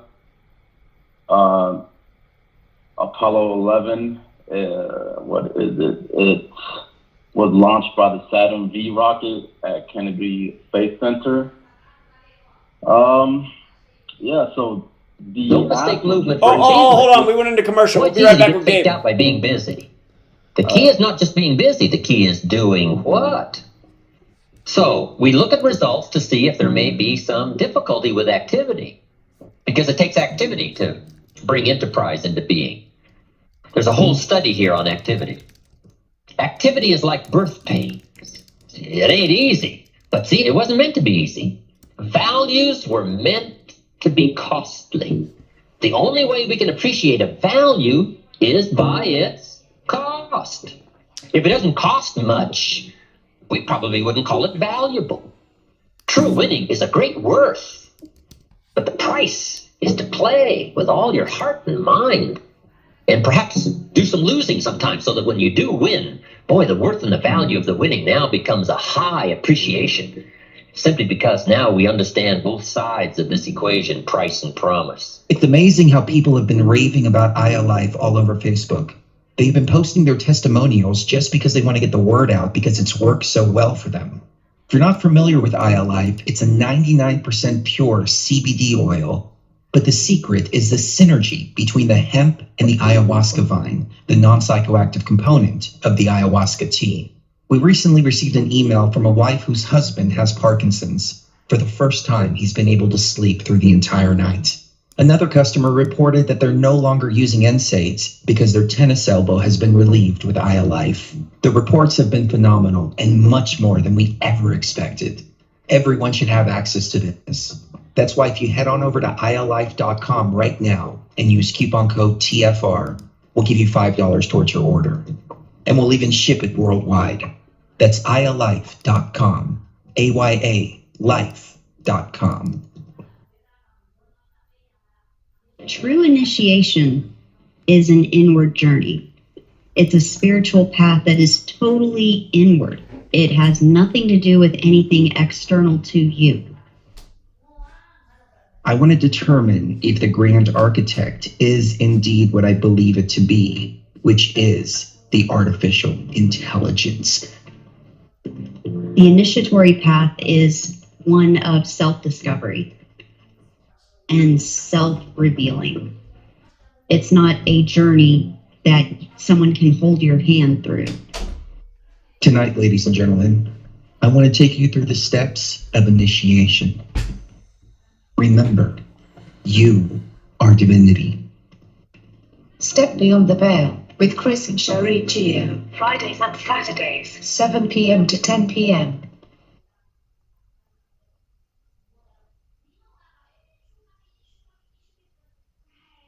We are TFR. My faith in destiny is all I need to remain on. Truth Frequency Radio.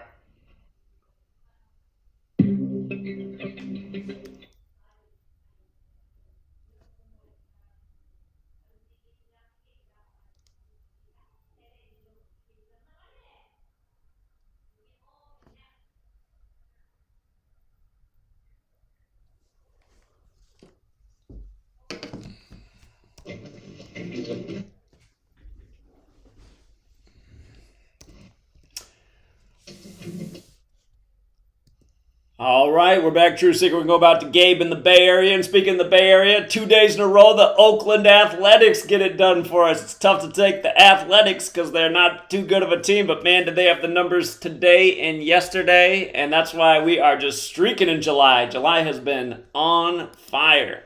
Let's go back out to Gabe. What's up, Gabe?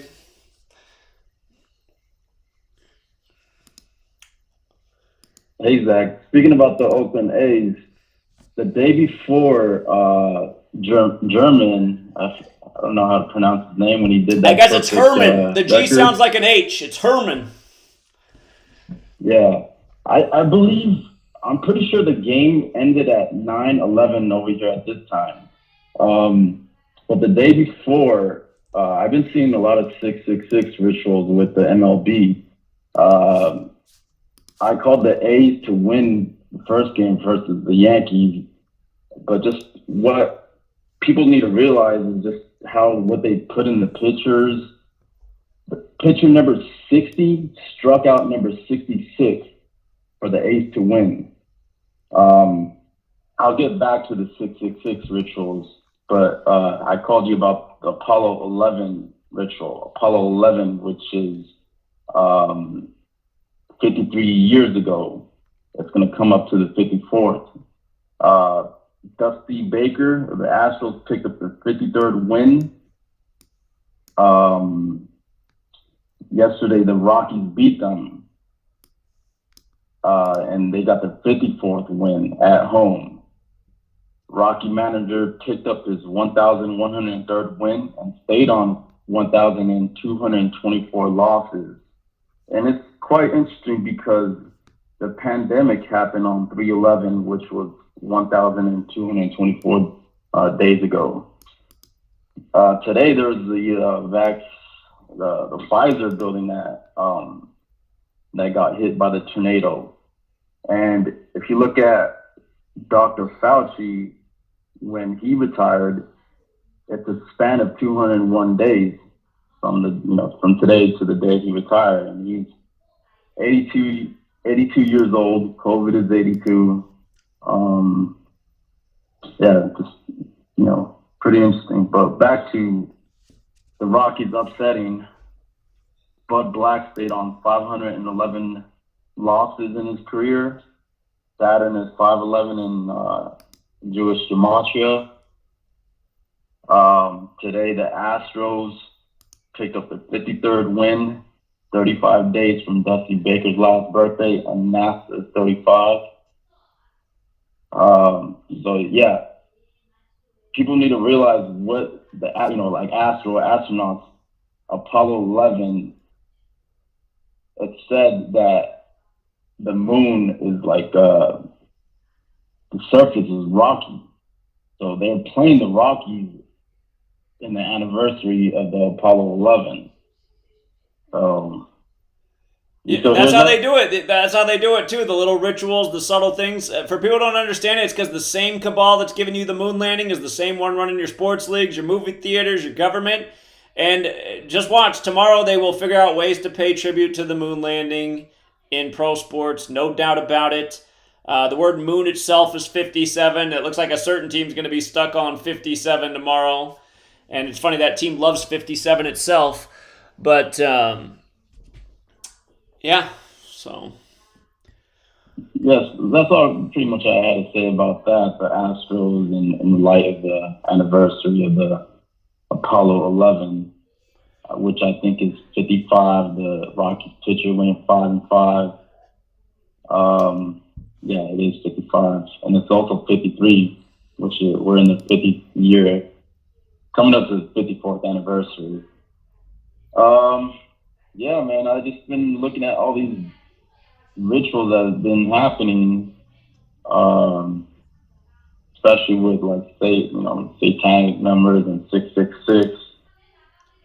Did you happen to catch that the Yankees are on 666 home losses since 9/11? I did not catch that.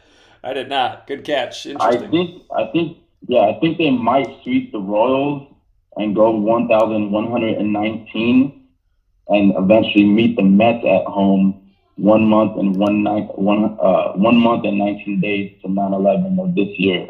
Listen to this guy, guys. It gets deeper. His sports decodes are way deeper than mine. And I would tell him he goes too deep, but I can't because this guy quit his day job because of the COVID jab mandates.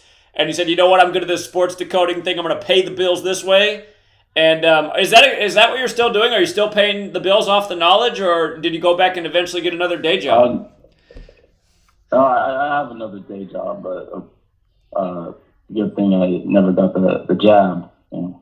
Sure. But I still work on this. I still work on this every day, man. And I look at what's going on in these games and trying to enlighten people up with these numbers, and don't participate. Don't cheer for these teams. So it's a rigged ball game. Yeah.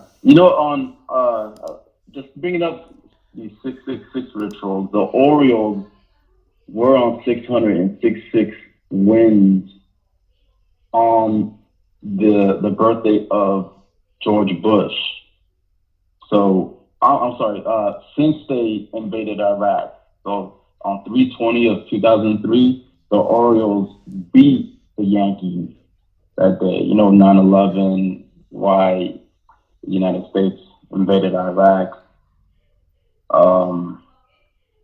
So yeah, today's the 111th day of the MLB season. If you look at the Twins, they got their 49th win on the day, leaving 166 days left in the year. Today's date numerology 24, right? Just simple. 24 date numerology. They get the 24th road win. Mariners get the 24th home loss.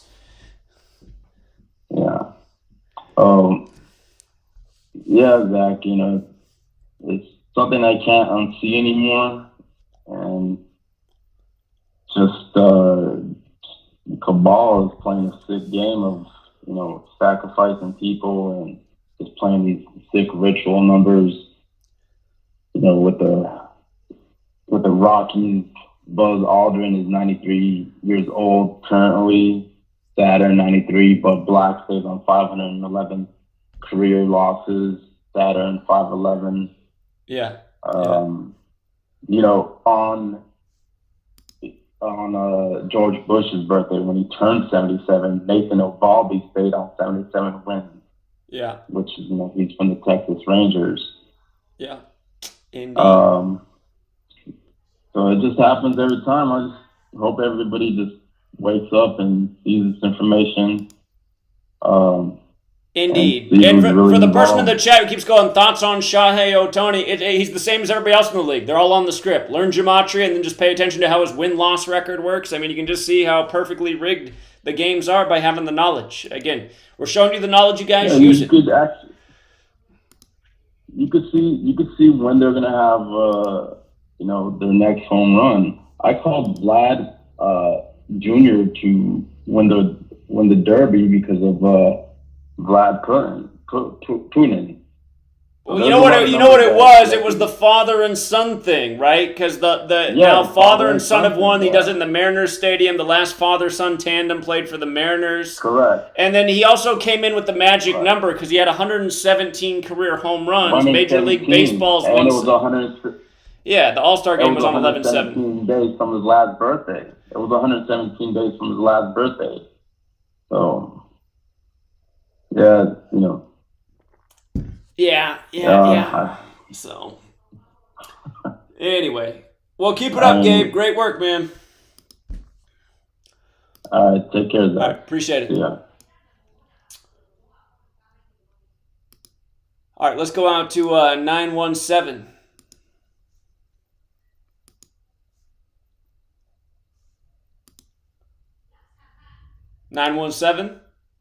New York. Also just listening. Let's go out to 210, Texas. Hey, thanks for calling. Hey, Zach. How you doing?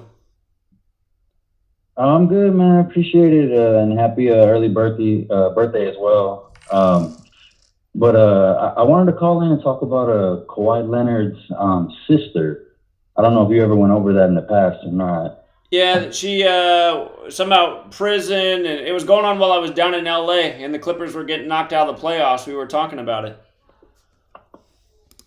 Yeah, I just did a further decode. It's pretty I guess by the numbers. I don't know if you don't mind me going over it. There's a little article I see by the Daily Mail with Kawhi Leonard's sister.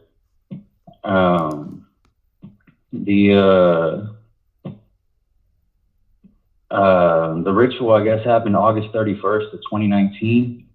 And it says that she actually murdered an 84-year-old woman, which is a crazy story in itself. But we all know 84. The woman's name is Afaf Assad, I guess, which equals 185 and 59 and 58. But the interesting thing, the article as well, it's just these numbers just keep coming out pretty heavy. The woman's husband was the name Ioannis Assad, and it states that they've been together for 59 years, of course, with this type of ritual. But when you type in Ioannis Assad, his name equals 177, 201, and 84. It's pretty ritualistic there. But it's just the dates as well. From the day that Kawhi won with Toronto, that ended June 13th, 2022, which of course is the 201 days left in the year. And that murder happened supposedly August 31st, which left 122 days in the year. But just that distance is a distance of 79 days. Society of Jesus murdered. And exactly 111 weeks and 2 days as well. But yeah, man, I just came across that. I just wanted to go through it. And then as well about the father. The day the father passed, the next day Kawhi dropped 17 points. And of course his school, Riverside King, equals 201. But yeah, man, that just came across my attention today. So I was looking for it on the website, but I couldn't pull it up. But yeah, man, I appreciate the time, and I just wanted to tell you happy birthday again, man. I appreciate the work, man. Thank you. I appreciate you using the knowledge. Great decode. Thank you. Yeah, of course. Bye. You have a good night. All right, let's go out to Joey. What's up, Joey? Yo, can you hear me? Yes, indeed. So, Nevada, Nevada's the 36th state in order of statehood, right? I'm not sure if I did know that, but now I do.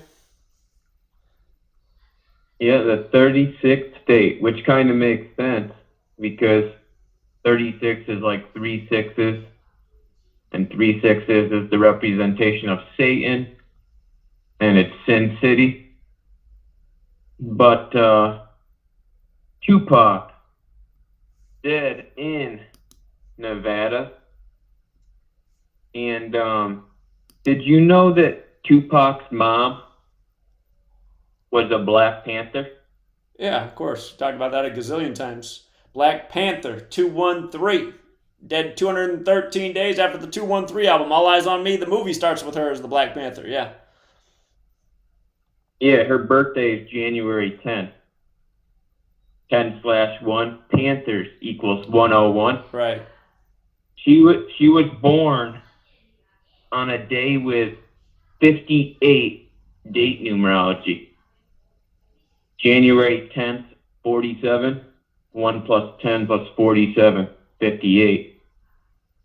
She's born in Lumberton, North Carolina, which is where Michael Jordan's dad was killed, right outside of Lumberton, North Carolina, on Interstate 95. Okay. Off 95.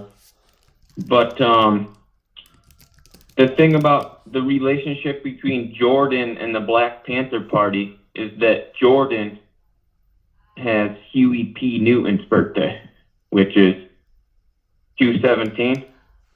But get this. Here's like the key punch point here. From Huey P.'s birthday till they execute this on Monday, July 17th, it would have been, if Huey P. was living, it would have been the 151st day of Huey P.'s age. And 151 is the 36th prime. Back to that 36. That's why I have to be new if Nevada was the 36th state. And what's funny about that is it being the 151st day of Huey P's age is because in 2015, when Cam won MVP, by the way, that was the 96th NFL season. Tupac died in 96. Which was the Ravens' first season. That was the Ravens' first season. It was? Correct. 96, yeah, and Baltimore Ravens equals 96 too. Yeah, as does Cameron Jarrell Newton, 96 in the most pure cipher, who won MVP that year, going 15-1. And in the most pure cipher, Cam Newton equals 36. And again, this is just there. Here's my advice to the listeners. Watch Cam Newton news. I don't think the thing that's just watch Cam Newton news. If Cam Newton signs somewhere, that team is going to go to the Super Bowl. If he signs somewhere, that team's going to the Super Bowl. But yeah, just Huey P. Newton, 58. Just his mom, a Black Panther. Just, they're doing some Black Panther symbolism here like crazy. And I don't know, did you see in the news Perion Winfrey of the Browns was released? I gotta get this. Perion Winfrey, he was the Browns defensive tackle. They released him today because yesterday on 18/7, he was threatening a woman, and allegedly he was threatening a woman. And guess what his birthday is? His birthday is August 15th. Yesterday was 28 days until his birthday of August 15th, which August 15th, the day the Jesuits were founded in Paris, France, 187. And Society of Jesus, 187. But Browns in the most pure ciphers, 28. He does this threatening of a woman 28 days before his birthday. Or you could say a span of 29. Black equals 29. Football equals 29. And hold on, I'm missing. Oh, okay. So he was recently arrested before this. Back in April, Winfrey, he was arrested back in April 10th, 10/4. Like, we're coming up on the 104th NFL season. But get this, in the most simple cipher, Winfrey, his last name, it equals 100. Guess how many days from his last arrest to this threatening a woman last night? 100 days a span of.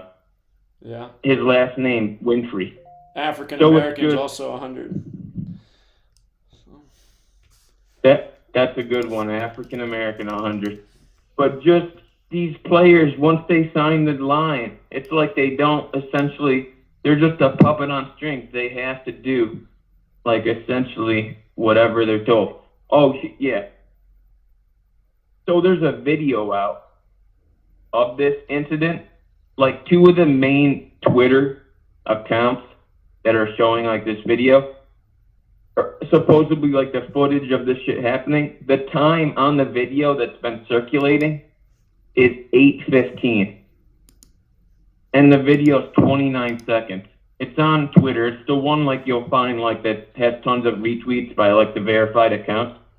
But a 29-second video, and the time of it like it's 8:15. You can clearly see like that's the time. Just a complete joke. Fuck the Jesuits. It's just clear as day what's going on. It's like it sounds crazy to someone that doesn't know what's going on. But But I wanted to bring that up. It's black stereotyping that you always talk about. It's like the programming. Yeah. Just the same old programming. And this story comes out of Ohio on 18/7/187, and Satanic Gematria, Ohio's 187. Kind of like how Trump had his inauguration there on July 8th. Or not inauguration, but his GOP convention there on 18/7, a span of 187 days from inauguration day. So, yeah. No doubt, man. Yep. But yeah, definitely look in the news, just as always, see if because everything's pointing to Baltimore and just the Black Panther Party, because Tupac's mom. But that's all I got. Thanks for taking my call, Zach, and peace. All right, later, Joey. Okie dokie, let's go out to Fresno, 559. Hey, Zach, how's it going? How you doing? Pretty good. I got a few 201s for you. First, have you heard of the Baha'i faith? Absolutely. Abdul Baha'i was in the country for X amount of days in the perfect ritual. I got an old post on Abdul Baha'i. I actually like the Baha'i faith, though. Even though they do things by the numbers, too. I think they just got the most perfect belief. They just accept all spiritual beliefs. And just since you asked me that, you guys, something that blew my mind the other week is back when I had my weed business, this old man was part of the Baha'i faith. It was actually how I learned about the Baha'i faith, was through him. And I'd only been doing Gematria for just shortly, and I was just sharing this information with this old man because he liked hearing about it. He thought it was real interesting. And, he was going through all kinds of health ailments, and he liked smoking his weed, though. It helped him with his pain, and it helped him sleep.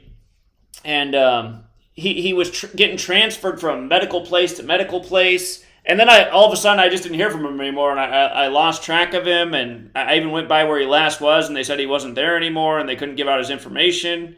So I started to think maybe he passed away. And we're talking like 2015 now.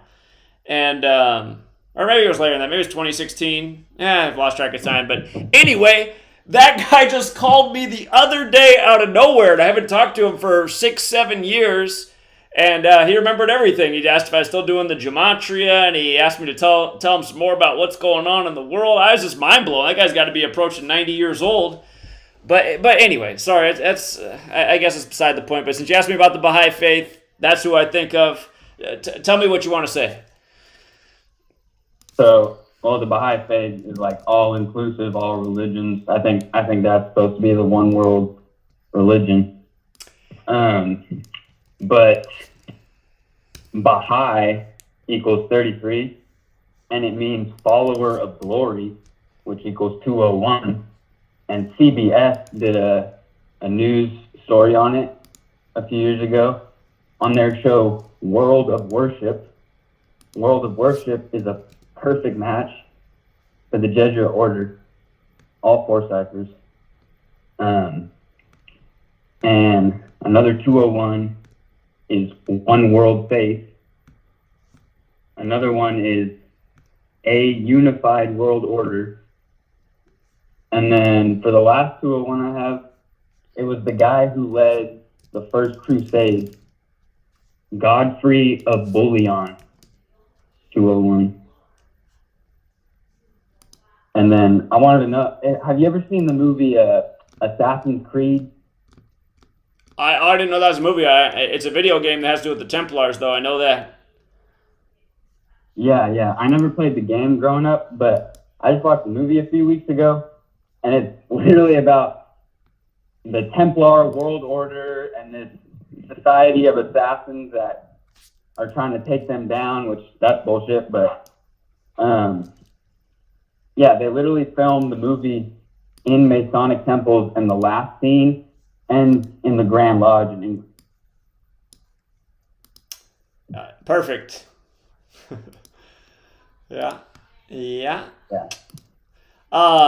here's what it was. Abdul Baha Baha'i, however you want to say, he spent 239 days in America and in Jewish gematria, which again, Derek renamed Latin for God knows what reason. But anyway, his name is 239, just like how he spent 239 days in America. So. But yeah, those were the 201s all I had. All right. Appreciate it. Yeah, you have a good one. All right, take care. All right, New Orleans, 504, you're on. Hey, what's going on? Oh, hold on. It's commercial break. I'll come back to you right after the break. My fault.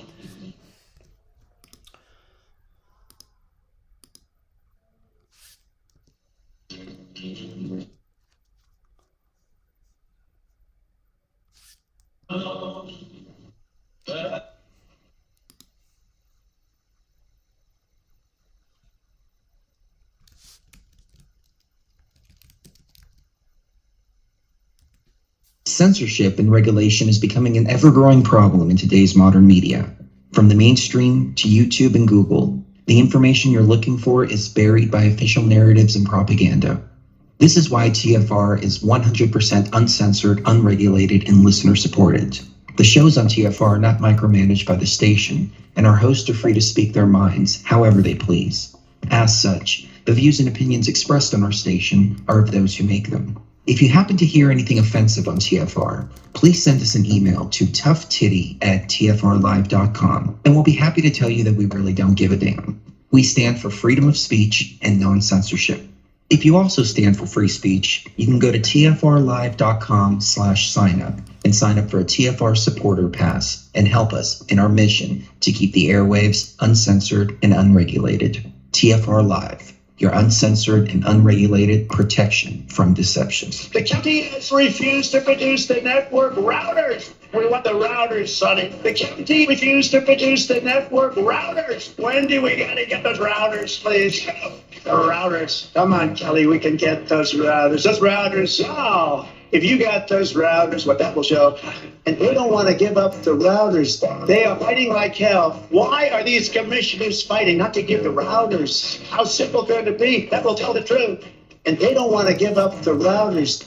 What are they trying to hide? And I say it, and I'll say it, because the easiest way of cheating is to throw them away. That's easier. The county has refused to produce the network routers. We want the routers, Sonny. The county refused to produce the network routers. When do we gotta get those routers, please?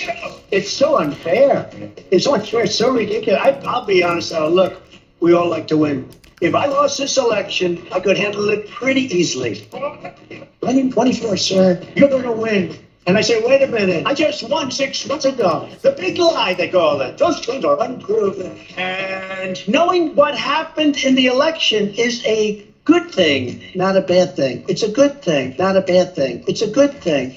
The county has refused to produce the network routers. We want the routers, Sonny. The county refused to produce the network routers. When do we gotta get those routers, please? If you think about cancel, everything about cancel culture, they want cancel culture. But what they don't want to do is anything having to do with the 2020 election. We have no press. We have no voice. They almost got away with it. They may have gotten away with it. And I've got to tell you, I've got to say this. I've never said it before, but I've always thought it. I get along with Putin because that's a good thing, not a bad thing. But Chunky refused to produce the... You are now tuning into the truth frequency. Your protection from deception. This is Truth Frequency Radio.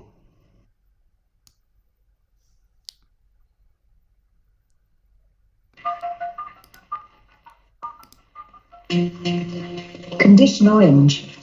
Condition orange. Situation Delta in effect.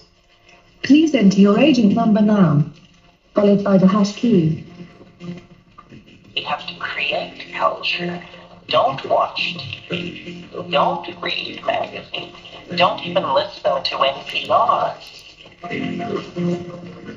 Time comes when silence is betrayal. More for themselves and less for everybody else. But I'll tell you what they don't want.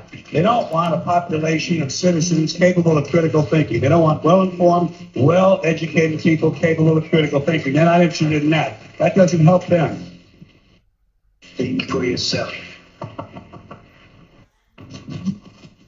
Question authority.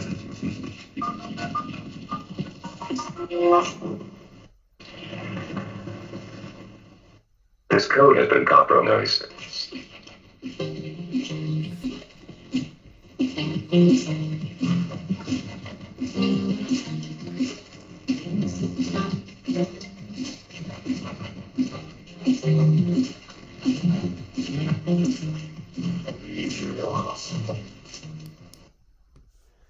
All right. We got 6 people on hold. We got an hour of show left. If you want to phone in, you will get in as long as you're one of the next callers. Again, 213-233-3998. And with that said, New Orleans, the floor is yours. Hey, I just wanted to say I did go see what's the movie? I don't know. I can't even think of the movie. The with the trafficking or whatever. The Sound of Freedom. Oh, okay. And it's what's going around right now. But I mean, for anybody that's well aware of what's really what really goes on in the world, and that is here listening or anything. I mean, sadly, there's nothing really in that movie that's gonna make you go, wow. And maybe I had the wrong impression that it was gonna be more of like a documentary and bring like something that like we can put to the puzzle, like, oh really? But it's literally just a movie. Like, whether it's based on a true story or not, I mean, if it is, I mean, it's unfortunate that happened, if it's real or that it does happen. But I mean, it's almost like a mockery, because it's like, hey, you make a movie out of it, like. And it's like you're not gonna leave with anything that's of value, that's gonna help. And like, to see all the people pour in, and like that place was packed for that movie. And then like, I mean, it's just like you could just, I don't know, how many people are actually like, you're gonna watch it and you can go home and then continue life, but you were there for, oh my God, the new movie, like. This is so sad, and like, it's not gonna change anything. Like, it's okay now that you've seen it. What are you gonna do about it? What's that changing? And that's the sad part of like, they always bring something to the table that, hey, we're getting closer. They don't want us to see this, but it's like, okay, and what are you gonna do now? Like, there's nothing in that movie that it's weird. But it is weird that they made it 5 years ago and Epstein was 3 years ago. Now, if that never happened and it was backwards, that would be a little different. But I mean,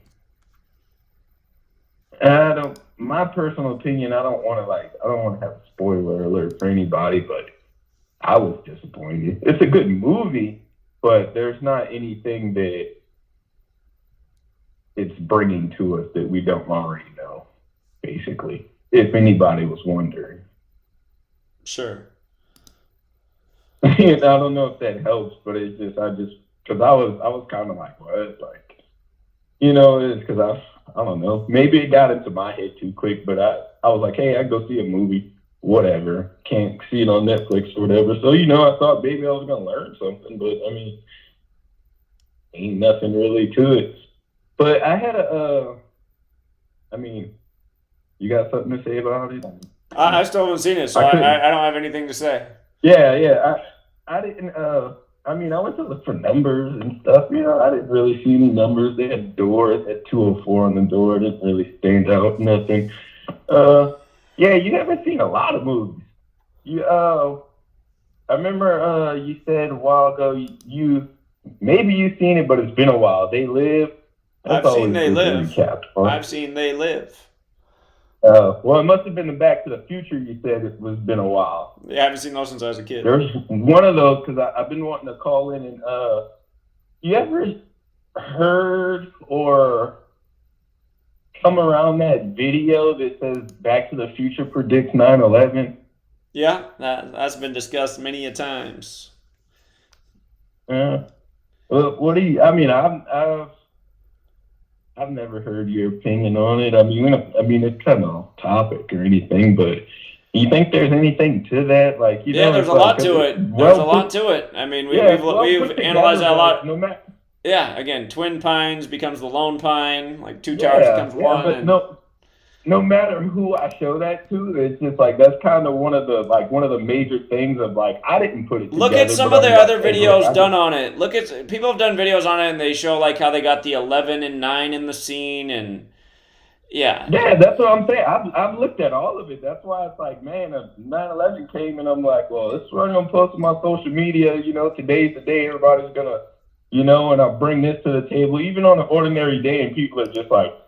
It's one of the things where people don't deny, but they're like, well, that was interesting. No one actually would deny it or, you know, be like, oh, they kind of just, it's one of those things that you can bring to somebody that just kind of makes them like confused. Like they're scared to say no, but they're like almost scared to have an opinion because they're like, holy shit, you know, like they're just like, whoa, what the fuck?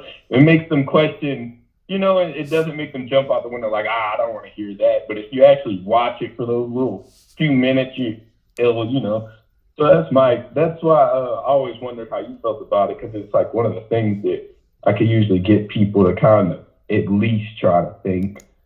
There's tons of show them all the different examples of predictive programming for 9/11 in Hollywood and entertainment. I mean, you look at it all as a collection, you start to see that the industry definitely knew what was coming for those buildings. So yeah, that's something else I would say. You ever? I had this idea. Because I used to make stickers and stuff or whatever, but it's like, you know, when you go out and you find the payment and stuff, it's like, if you printed up a bunch of stickers, people like stickers, believe it or not, you know, like, especially like free things, you know, and I was thinking like it doesn't have to be like, you know, out of some crazy thing. You could literally just print the cover of your book on stickers and, you know, when you're out, give people 1-2 of those, you know, and they end up, you know, people just put stickers randomly. Like when you're in Seattle, you walk to the stadium, or was that Seattle? Where was that? I'm not sure. Like there, you know, you put a sticker on a stop sign or something, you know, believe it or not, that, you know, it could last years, you know, or sure, that's a good idea. It can end up in a background of somebody's photo, or like, you know, like photo bar. It's just the power of a sticker, which is, you know, a whole other world, but you know, my little thing or two that I know about them, it's like, man, stickers, you know, they can travel, you know, we end up in different countries, all type of stuff, you know. Indeed, yeah, that's a good idea. I like that. I've been wanting to say that like 2-3 shows ago, but it got late. But yeah, I always thought like, you know, and that's why I thought of the book cover, because I'm like, man, what kind of sticker could you design? But it could like, you know, it could be the sticker, someone's at the crosswalk and they like, you know, and then it's like you know, you remember it, you know, it's kind of see it once or twice and you're kind of like, you know, like, you know, almost like the whole story of Obey, Shepard Fairey, the artist or whatever, a designer, and Andre the Giant thing like that with, you know, kind of like that for the nature. And then it reminds me, because it's like every time I hear Gematria, it reminds me of like graffiti, you know, I don't know why, but sure, that's why it just kind of goes in hand. Sure. So maybe that'll help. I don't know. Yeah. All right. I like that idea. Appreciate it. Thank you. Yeah. You have a good night. Yeah, you too. Take care. Yeah, I like that idea. 843. South Carolina. Maybe just listening. Let's go out to New York, 646. Hello? Hello. Hey, Zach, this is Script Unveiled. Yeah, thanks for calling. How you doing, man? Doing all right. All right, I'm calling in to share a personal story, if that's all right with you. Yeah. So I was decoding my own life recently, and I found some crazy connections.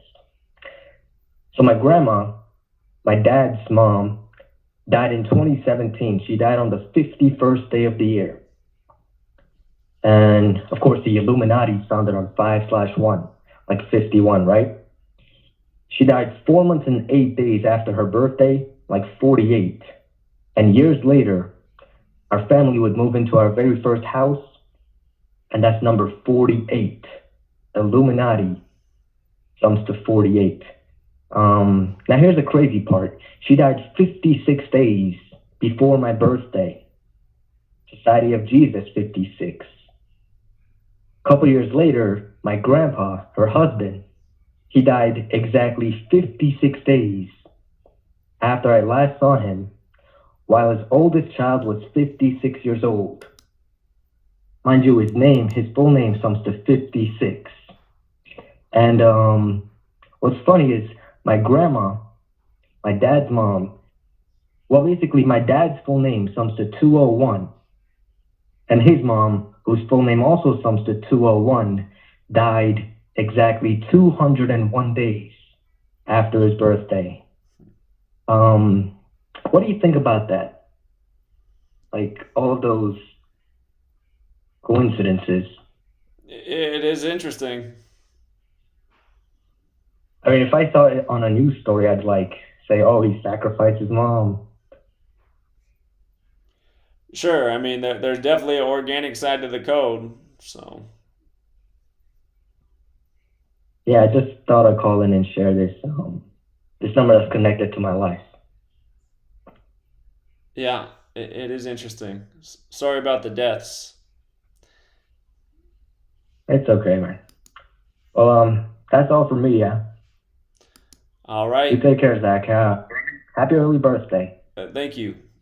Have a good night. All right, let's go out to 951.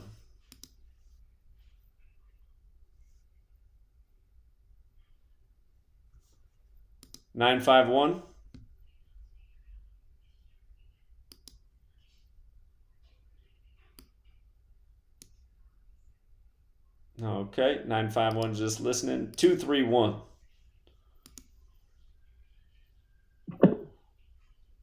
Adolf Hitler was wrong to try and kill his population. Adolf Hitler was wrong to try and kill his... You're sorry, Troll. Your recording's too muffled. Couldn't understand it. 314.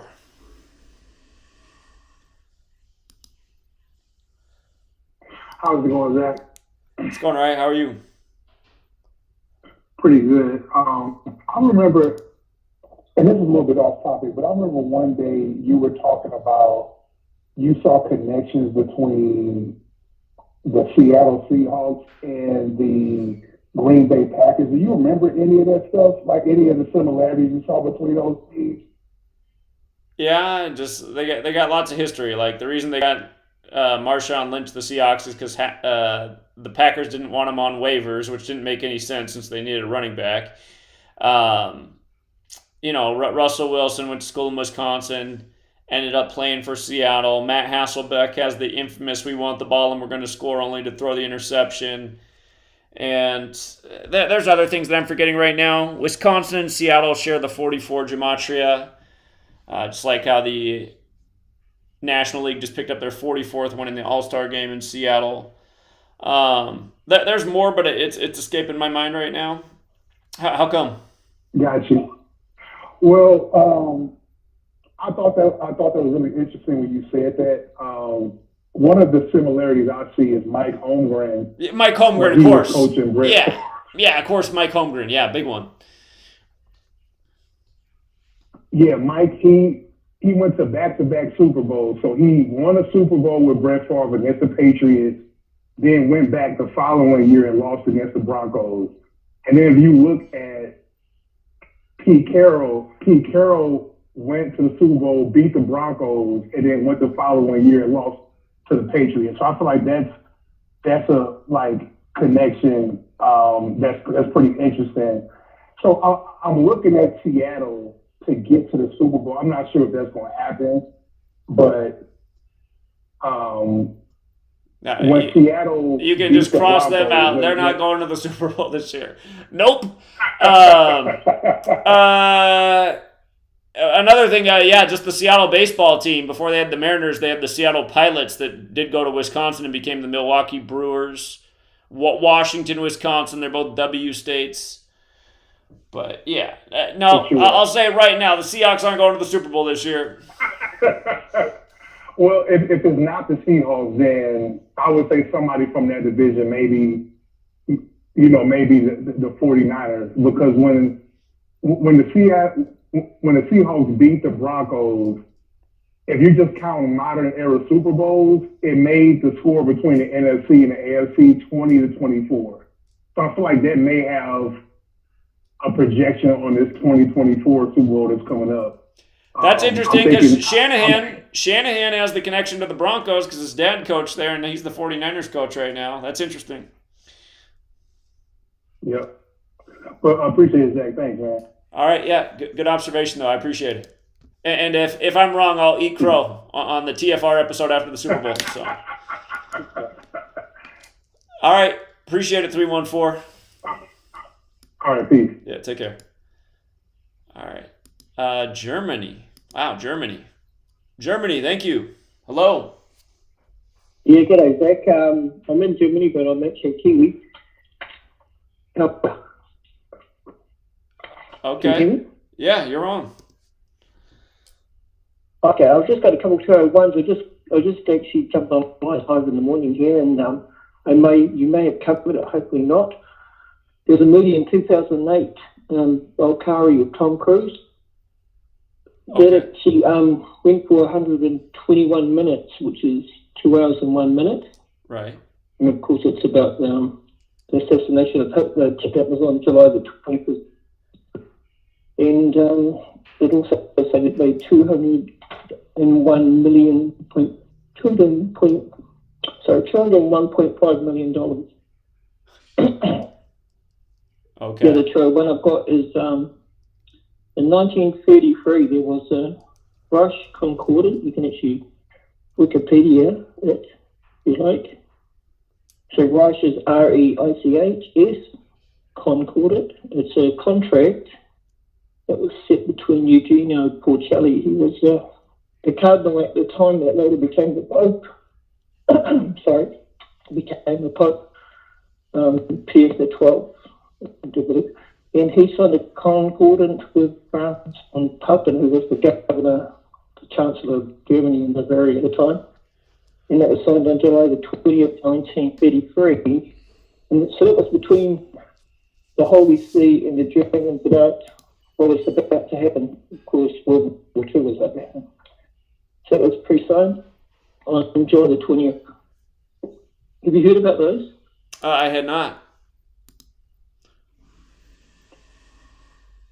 Yeah, so the story goes that Eugenio Porcelli was the cardinal. He was the one that mentored Hitler, and he was the one that basically controlled Hitler, who done what he done during the next few years at World War II. Okay, interesting. And the other thing was, I caught your talk you did on Sunday. It was with Johnny Carucci. Yeah, Carucci. Yeah, that was a great talk, mate. I really liked that because you brought different aspects to the table, and I think the collaboration between you guys all seem to come across really great. How you can sort of bounce off ideas and see the connections more.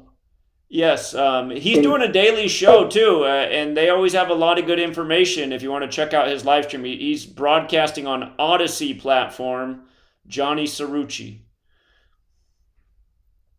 Yeah, and there's just the different aspects that you guys all brought to the table. You did talk about Alexandre Panazzi and Fidel Castro, and also Francis Borgia, but in different aspects, but they're all actually connected. See, Alexandre Panazzi, he was also Pope Paul III. I mean, he's one of the big Panazzis, and also Borgia, they're one of the ones that are the 12 on the Council of 12 that actually are behind the Pope, and they also become popes as well. And his name is Panazzi. It's basically a basic ancient Iranian, and Panazzi is called Farsi. Farsi is what the Persians speak, it's a language in Persia. And so he was Pope Paul III, and he had 3 sons, and one of them was, not the paper reference, so I can't see my notes, but it's Pier Luigi, and he became the Duke of Castro, and Castro is a part of Italy, and this is where Fidel Alessandro Castro comes from. He comes from the house of Castro, so he's a direct descendant of Alessandro Panazzi, who was Pope Paul III. I'm not sure if you heard that one before. I had not. Good information. But if you Wikipedia Alexander Panazzi, the old one, because there's been a couple with the same name, but if you do the one that was, he is actually the one that signed the Papal Bull that got the Jesuits signed. It was Francis Borgia, of course, Aloysius Viola, and Alexander Panazzi was Pope Paul III. He's the one that signed the Papal Bull that initiated the Jesuits back in 1540, I think. Huh. Okay. I'll have to look more into that. I appreciate that. Yeah, no worries. Thanks, Zach. I've got to go, but keep up the great work, man. We watch you from all over the world. Appreciate that. Good to hear from you. You have a good day. All right. All right. Yep. Cheers. You take care. By the way, I had this up a lot of the show and didn't explain it. This right here, these words right here on the screen, everything going to be all right, just lay down by my side. What that is that's how it is in the Jason Aldean music video as he's driving through Las Vegas. And this came out before the Route 91 Harvest Festival shooting in Vegas, where he was on stage when it happened, and it was reported that a lot of people are laying down on the ground and a lot of couples together by each other's sides. So, I mean, that just stood out to me. And again, between his tattoo and his name Gematria and that, again, it just looked like another foreshadowed event. Just lay down by my side, everything's going to be all right. And again, Johnny Cerrucci on Odyssey. Let's see. Indiana 260. Hello. Hello. Hey, peace, Zach. How you be, man? Doing well. How are you? Great, man. I wanted to detail on something. You familiar with the boxing industry currently? I know some names in boxing, but how do you mean? Well, do you know about the fight between Earl Spence and Jamal Crawford? I've seen him hyping that. Right. It's crazy because I feel like the take on that is now you know Earl Spence is from Dallas. Okay. And you know John F. Kennedy got killed in Dallas. Right. Earl went through a car accident and an assassination attempt based on the car accident. I did some research on Earl Spence. A lot of rumor would go like he was Mo 3's man. You know, the rapper Mo 3 that got killed in Dallas. Right. Yeah, him and Mo 3 were, I think, childhood friends or was coming up together. So that's a significance. Jamal Crawford being from Omaha, Nebraska, which is the home of Malcolm X. That's a very deep significance. And then you have, you said 58 in Gematria, dealing with, 58 days dealing with Tupac's assassination or investigation or a warrant. If you look at this boxer, his name is Shakur Stevenson, and he's undefeated. So look for his rise in between these two boxers, because these two, Earl Spence and Jamal Crawford, will be the tail of the tape for Shakur Stevenson and to rise through the ranks. So that's just my take on it, you have a blessed day, man, and man, more power to you, man. All right, appreciate it. Thank you. You have a good day. All right, take care. Okie dokie. Let's go out to Evan. What's up, Evan? Hey, Zach, could you pull up my YouTube channel real quick?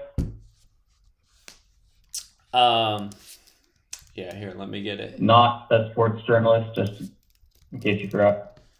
Oh, I'm on it. I'm just pulling it up here. Yeah.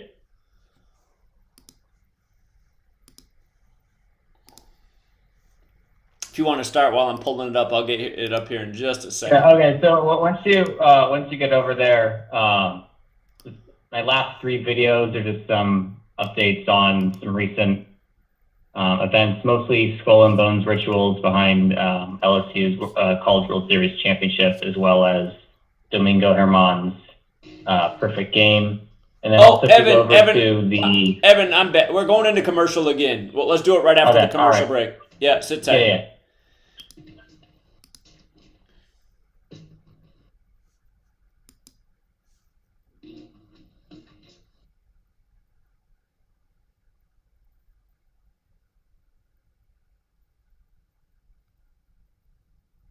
Now, let me give you a little simple formula for goal setting. I've divided goals into 2 parts. First is long range. That's your dreams for the next 3, 5, 10, 20, 30, 40 years, actually the rest of your life. Where do you want to go? What do you want to do? What do you want to be? What do you want to see? You've got to have something to go for that inspires the heart and the soul for yourself, for your future, for your family, the dreams of love and enterprise and travel and doing things, becoming something unique on your journey here. Don't lose your dreams. Do some dreaming. That's long-range goals. You've got to have those. Here's the second part of goals, short range. Short-range goals. That's your goals for tomorrow, this week, this month, this year, the immediate future. We call these confidence builders. Because if you set up something short range, go for it, get it, latch onto it, work hard, accomplish it. That starts building your strong feelings to go for your dreams. The reviews for Extendivite are amazing. Here are some from Amazon. By Christine, great for heart palpitations. By Ann, before I started using this product, every afternoon, my ankles and my hands would be swollen. That doesn't happen anymore. So if that part of their advertising is true, I have to assume that the rest of it is also. Not to mention that when I had my yearly blood test, only a few weeks after beginning to use this product, my cholesterol had dropped over 30 points. I'm going to continue to take it. By Croc, I love this product. It really works. By Brad, works great, thank you. Tell us your story. Get your Extendivite today. To order, call 1-877-928-8822. That's 1-877-928-8822. Or visit heartdrop.com. Extend your life with Extendivite. For 5,000 years, the world was ruled with wooden ships by one man. 242 years ago, a small group of free men crafted a new nation built on liberty and freedom. Global elites have been fighting to destroy this new nation called America ever since. Based on actual events, Charm of Favor tells a true story of how they corrupted the election system. They infiltrated federal agencies and murdered witnesses, judges, and even presidents to keep from being caught. Now, the largest and wealthiest crime syndicate the world has ever known has been drawn out of the shadows. They have killed hundreds of Americans and recently attempted to assassinate half our congressmen. Still they escape arrest through an almost supernatural charm of favor. Read Charm of Favor and be prepared to open your eyes to what may lie just around the corner. Charm of Favor is available on Amazon and Barnes & Noble.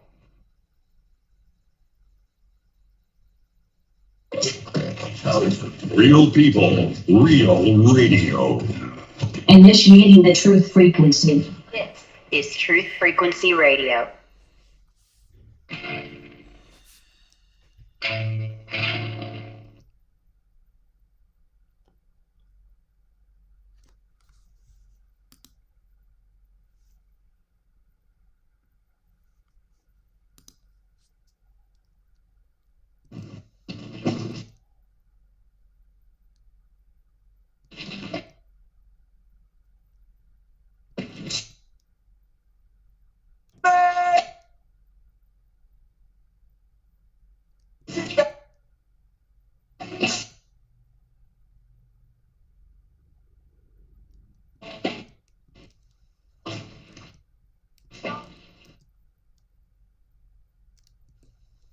All right, we're back, True Seeker, and this time we're going to get Evan in there. I've been doing a bad job tonight with the commercials. All right, Evan, thanks for your patience. Don't worry about it. Would you go over to the community tab on my channel? On the community tab, okay. Okay. Yes, I've got a post up there. I plan on being in front of the Rangers Stadium this coming Sunday. They're playing the Dodgers, and I've got a megaphone. I need to use it for the first time. And if anyone else wants to come out, feel free to come out and help. But even if no one else wants to come out, I'll still go out there myself. I can talk about some Skull and Bones rituals, especially since the Bushes used to own the Rangers. And of course, the Dodgers, who they're playing, they just won the World Series at the Rangers Stadium back in 2020. So I can talk a lot about that with the Jackie Robinson, Chadwick Boseman, Mookie Betts rituals there. Yes, and based on your experience in Seattle, I think I kind of have a good idea of what to talk about and how to present.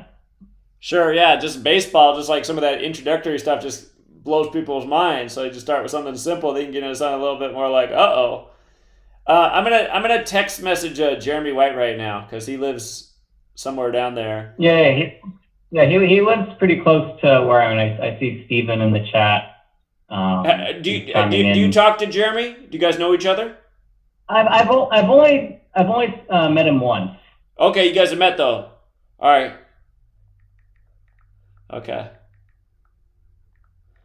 Okay, but yeah, he might be interested. I mean, and he'd be a good person to have out there. He's got a lot of good information.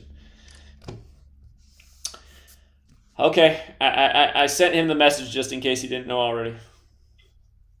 All right, yeah, sounds good. I'll let the rest of the callers get on, but thanks again. All right, you guys, for all the people in the Texas Rangers ballpark area, Evan's going to be out there July 23rd. That's Monday, right? Wait, Sunday. No, it's Sunday. Okay, that's a better day. Yeah, of course it is. Okay, Sunday. So yeah, Sunday. If you can be out there, just an hour. An hour's gonna fly by. All right. Oh, well, okay. Maybe I'll edit it. Maybe I'll get there like 11:30 or 11 or something like that. Yeah, you want to get out there when they're lined up at the gates. That's the best time to get them. So. All right. So I'll probably change that to like 11 a.m. or something. Yeah, with the Dodgers in town, Chadwick Boseman time. So all those 41s and 43s on the two Bush's birthdays this year, you got things to talk about. So, all right, Evan. Yeah, good luck, man. And I look forward to the video. Great job. All right. Thanks. All right. Yeah. Glad to see it. Okay. Very cool. Very cool. Good to see other people getting out there doing it. I'm telling you what, once everybody's doing that, every sports stadium all the time, the world's going to change. There's just not enough people that are willing to do it right now is the problem. But once we make it the cool new thing, that could change. All right, let's go out to Ruffin, North Carolina, 336. Fuck on a shotgun, you fucking loser. Is it a troll or are you trying to call in? Hello? Yeah. Fuck on a shotgun, you fucking... Okay, it's a troll. These guys are so sad. All right, 978, what's going on? Hello? Hello? Oh, can you go more in depth on how the elections are rigged? Say it again? Can you go more in depth on how the elections are rigged? Sure, like the last election, we were saying a year in advance why Biden would become number 46 weeks after the Pope's birthday when Catholic equals 46. He'd be the second Catholic president when the first was assassinated at age 46. Trump announced he was running from the 58-story Trump Tower, won the 58th election. Before that, it was Obama running on hope, winning 44 years after the Civil Rights Act. Barack Hussein Obama equals civil rights equals 64 the year of the act. Before that, you had the Skull and Bones president put in number 43, elected in Florida, which equals 43, where his brother was the 43rd governor and his father was the 43rd vice president. Yale equals 43. Before that, you had the Georgetown grad Bill Clinton, Georgetown 42. Before that, you had Mr. Skull and Bones, Papa Bush, Skull and Bones 41, and so on and so forth. Before that, you had the 33rd governor of California, Mr. Hollywood, Ronald Reagan. And likely in the next election, you'll have the return of Donald Trump, the second split-term president in the history of the nation. The last was Grover Cleveland. Trump's 2016 convention, his winning year was in Cleveland. Cleveland equals 78. He's going to turn 78 just in time for the next election. The next election's on 11/5/115. The last time he won, he took office with the 115th Congress. And again, his wife died on the 60th week of the Jesuit Ignatian year because it ran more than a full calendar year. And the next election's the 60th election. Donald Trump equals 60. So a lot of clues for why Trump very well will return in the next election. And again, the only person I could really see beating him is Michelle Obama if she gets in. Her book that she put out came out 103. Michelle Obama's a dude. Well, yeah, it could be Michael. She's been called Michael many a times. But still goes by the name Michelle, so people know who I'm talking about. But yeah, I guess. Anyway. All right, thanks, bro. Okay. Yeah, now I can finally tell. Oh, okay, bye. All right, yeah, take care. Okay, let's go out to Florida, 813.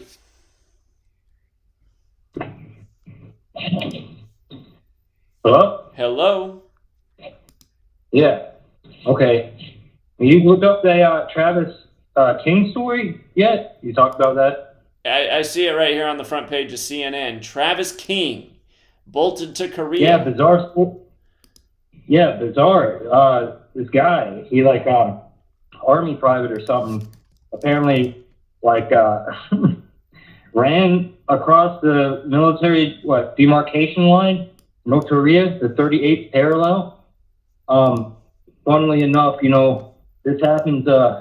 We had like a new moon 2 nights ago, and I can't help but like this event, like doing that. The first thing that popped into my head was that movie, The Big Lebowski. You know that infamous scene where who is it? John Goodman, he like screams over the line. They're really loud. Wait, anyway, what's he scream? I haven't seen the movie yet. What's he scream again? Over the line. Oh yeah, they're bowling. I got it. Yeah, bowling. He's over the line. Yeah. Yeah. And so I don't know how that popped in my head, but anyway, I like looked that movie up, and that movie comes out. I mean, it came out like at least in the UK back in '98, like around that same moon phase as well, a new moon. So it's like I don't know. It's kind of funny, and yeah, it's interesting. I mean, I'd like to know how this develops because it's like we have an American now that's just over there. I mean, I don't think this is going to kind of sit. I mean, it's probably going to be like more hold on. I mean, again, it's in the news. It's probably bullshit. Travis King, Martin Luther King. I mean, it's just July 18th. I suspect the whole story is bullshit. I mean, why are we talking about this like it's real? It's in the news. No, I don't mean like as far as it's news. I mean it's real or anything. I mean, obviously it's I don't know. It's it sounds like a riddle. Is what I mean. I mean, I agree. It's probably like some riddle, but nonetheless, it's like, what is this pointing to? What is it referring to? What is this? I mean, it's so arbitrary and random. I don't know. Well, MLK gave the speech a year to the day of his assassination about how the military is everything that's wrong with the world. So that was April 4th. Here, let's just measure from April 4th, his assassination anniversary, to July 18th. So this happened on what would have been, it's a span of 106 days from his assassination anniversary. The word black is 106. So we have a young black man named Travis King. Yeah, I haven't really tried to decode or think about it yet, but these are the things that are coming to my mind just off the top. So yeah, I mean, one quick thing, Over the Line and DMZ comes to 666 and Satanic Cipher. But again, it's interesting how that happened, like on the new moon phase. You know, a lot of these events, whether they're real or not, having to do with like particular moon phase, whether it's a quarter moon or a new moon or a full moon. There you go. Okay. Travis King equals 68, like the year MLK was assassinated. I'll look more into it. Yeah. All right. Thanks. All right. Yeah. Take care. Okay. Let's go out to our friend in New York. How you doing today? Yeah, Zach. Yeah. What's up? Yeah, what's up, man? Hello? Yeah. Just enjoying my last days of being 30-something. Yeah. Welcome to the club, man. Yeah. I'm just coming from a concert. That's why I come in so late, man. Well, that's from nice. A Luciana concert. Very cool. Luciana concert. Very cool. You know something? I sent for 2 of the books. Yeah. I look like they steal the books, then, man. Letters and numbers. Yeah. I sent 2 of them from Amazon. I'm supposed to get them delivered. The guys, they say they deliver it, but it never come unless somebody took it. The guy who delivered it must have took them. You know what I'm saying? Letters and numbers. Yeah, letters and numbers. That's the one you gotta have made yourself on Lulu.com. Eh? You gotta have that book printed by Lulu.com. They're the only people who print that book. No, but don't you have it on? Don't Amazon carry it, right? I don't think Amazon's. It's not through me if somebody's selling on there. Eh? My book, Letters and my Number Games is on there, but not Letters and Numbers. Yeah, because that's what I sent for, and they say yes. You know, they're supposed to deliver it, and the guy who claims he delivered it. Maybe it was Number Games. Send it back. Maybe Number Games. Maybe it was Number Games you got, not Letters and Numbers though. Letters and Numbers isn't on there.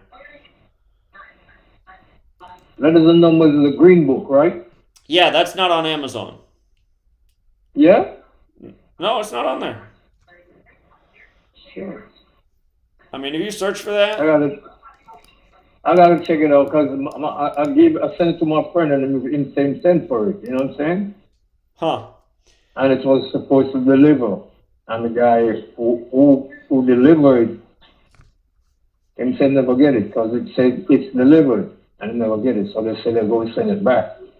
So I gotta check with him tomorrow and see what's up. Yeah, I'd look into that because as far as I know, that book's not for sale on there. Okay. I gotta check with him tomorrow. Definitely. Okay. Well, I've spoken to Rambo. And he said he was waiting to hear from me. So, you know. Yeah, I haven't heard from him since the text message from 2 shows ago. So.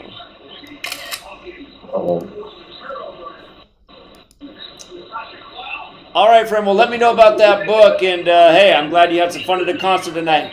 Always good to hear your voice. Yeah, all right. Thank you, man. And all right. You take care. Thank you. yeah, one love. Yeah, one love indeed. Have a good night. Yeah, all right. Yeah, you too. Okay. And we don't have anybody else on hold right now.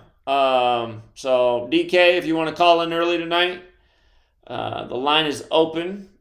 I did just see him get on the call board and then he got off real quick. Not sure why, but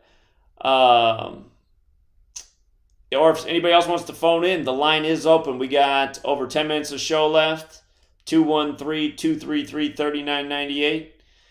And perhaps I'll interact with the chat.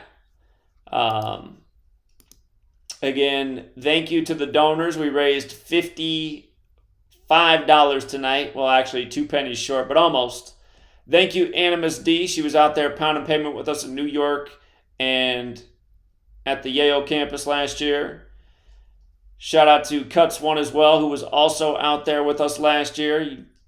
They both went from California to the East Coast to be with us. Thank you, Barbara, who goes by the name Luna Rostra. And thank you again, Fabian Livingston, with the generous tip and the great observation. And shout out to F as well. It's funny. F donated $5, which brought us to $55 for the night, and his message was about Satan can't stand prayer and faith, and Satan has that gematria of 55, but so does God. As interesting as that is. That old Marilyn Manson song, when you say God, I say Satan. And John Mendoza, this guy's just got never-ending generosity. Yesterday I wasn't even doing anything. I got a cash app from John Mendoza. Tonight he's got another tip. Thanks again, John Mendoza. You're very generous. I do appreciate it.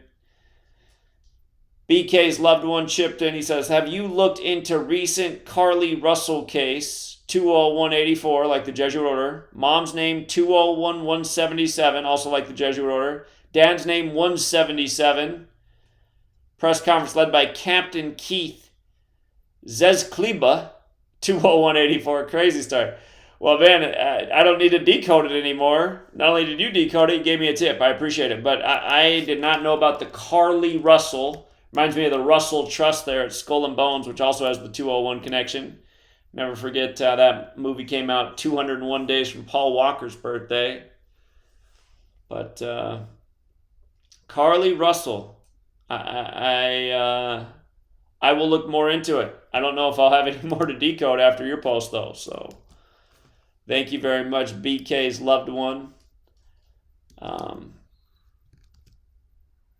It's amazing how they just put that number on so many stories. Okay.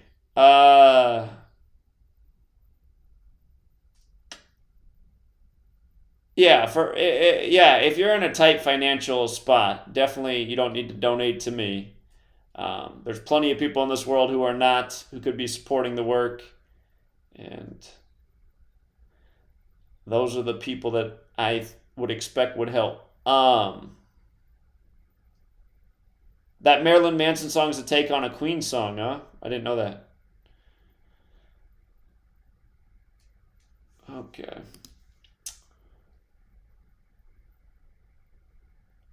Oh, we got a couple more callers here. We got Rob following up. Hopefully we got some good news about Rob's dad. What's up, Rob? Hey, what's up, Zach? Can you hear me? Yeah, loud and clear. Yeah. So he has to get another test result from his biopsy, but he said he has, it's kind of not that good of news. What's it called? Squamous cell carcinoma, like the real bad one. It's like a rare form. And as far as like where it's at, I'm not exactly sure. I know it's like his liver's, he has trouble breathing in like hot and humid air, so he has to stay in like AC constantly. And he's been out golfing and stuff, and I was talking about the autophagy thing, but he's diabetic and he has to have like a certain sugar level. He can't, he can't even go like a certain amount of hours without eating or this and that. But, yeah, so I don't know. but I got him to come over. I ended up ordering those apricot kernels. I went and bought a bunch of them, and then I split them open. But those ones weren't like, they tasted like an almond. They didn't. You can tell they didn't have like the good stuff in them, like B17 or whatever. So I went and I found the bitter organic ones from they sell them. They don't sell them in the U.S. I don't think, but they sell them from Canada. And I got those, and I gave him a bag of those. So I'm just gonna. I told him just take them. He's like, you know, I told him like, don't worry about the stupid cyanide thing that they have. They have like, you search the YouTube, you know, and they scrubbed all the G. Edward Griffin stuff, and I saw you guys were looking at that last week with all this other stuff. But what else? Yeah, I mean, you type into YouTube, and it says all these like hit piece videos, all these like propaganda videos, you know, the usual shit. Kind of like when you search for your name with anything else attached to it, it just shows like CNN or whatever, that kind of thing. Yeah. And then it's like, you know, they hit the dislike button. So, you know, I have the show dislike app, and it's just dislike bomb to hell. And then it's all the comments are people saying, this saved my life. And, you know, all these people calling them out, you know, in the comments. Every single comment was people calling out these, you know, 50 videos that pop up about it, you know, that say, don't take this, they taste nasty. And it's just, the videos are just absolutely ridiculous. It's like, you know, BuzzFeed videos and all that other crap. So there's like that to look forward, that at least I got him to like take the things. But other than that, I don't know what to do with him, you know? Sure. Yeah, I'd have to look more into if there's a way around that if you're diabetic. Yeah, that's tricky. Well, I'm glad at least he's golfing. At least he's enjoying life right now. That's nice to hear. But yeah, hopefully he figures out a way to beat what he's got going on. Mm-hmm. And we got to get, you know, another test back to see how much of it he has and where and all that other stuff, you know, where it's all at. And I don't know. You know, it's I've been pretty bummed out about it, honestly, the past few weeks, but I don't know. Yeah, I hear you. I definitely hear you. And yeah, I'm sorry. And I remember you said you got the news on your birthday of all days. So yeah, Father's Day with the whole 44 thing, and then it turned into when he got his biopsy. It was like right when it turned into the the cancer, you know, astrology thing.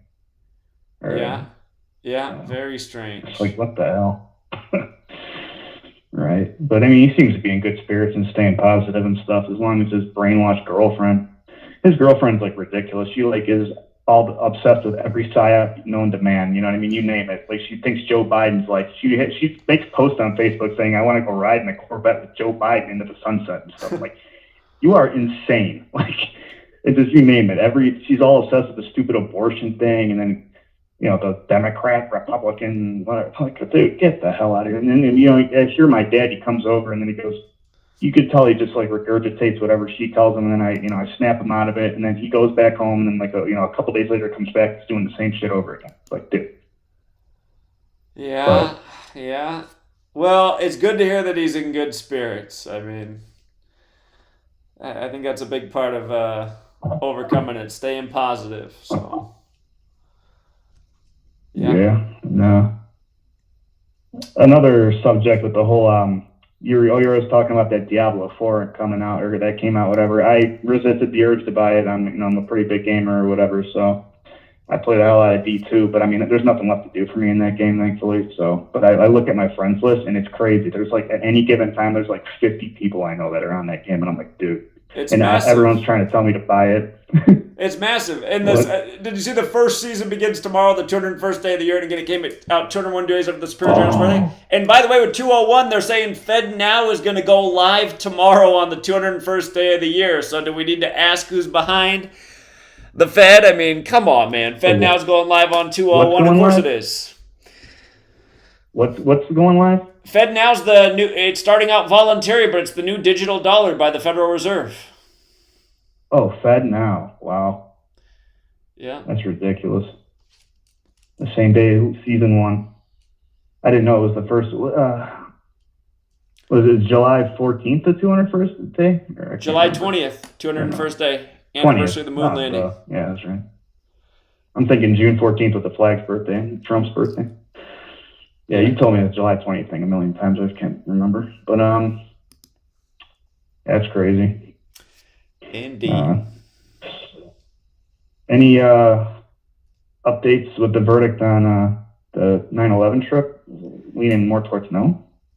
Well, I definitely want to do it. I feel like if support doesn't go back up, logically, if I go do it, support's going to go down even further. And it's just like, I mean, it's just like, I want to do it, but things are not looking good at the moment. I said at the beginning of the stream, I'd like to see support get back up so that I got some resources for the road trip. So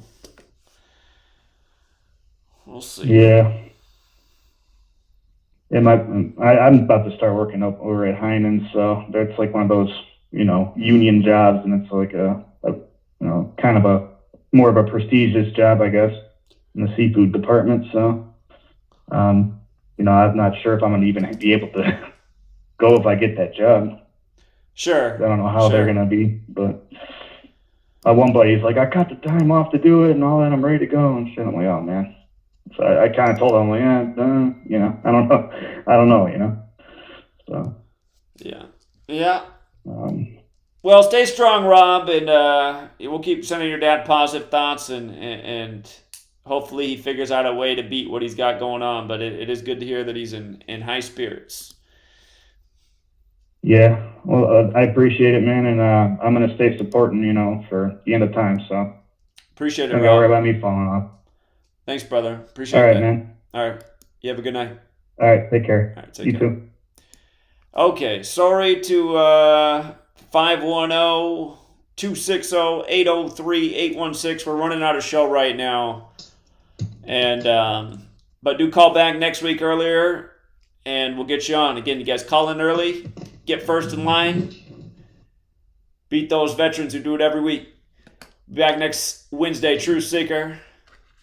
I'll be over the hill. Until next time. Okay.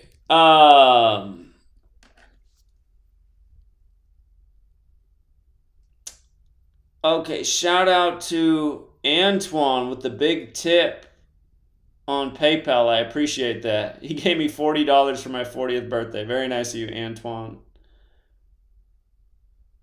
And let's see.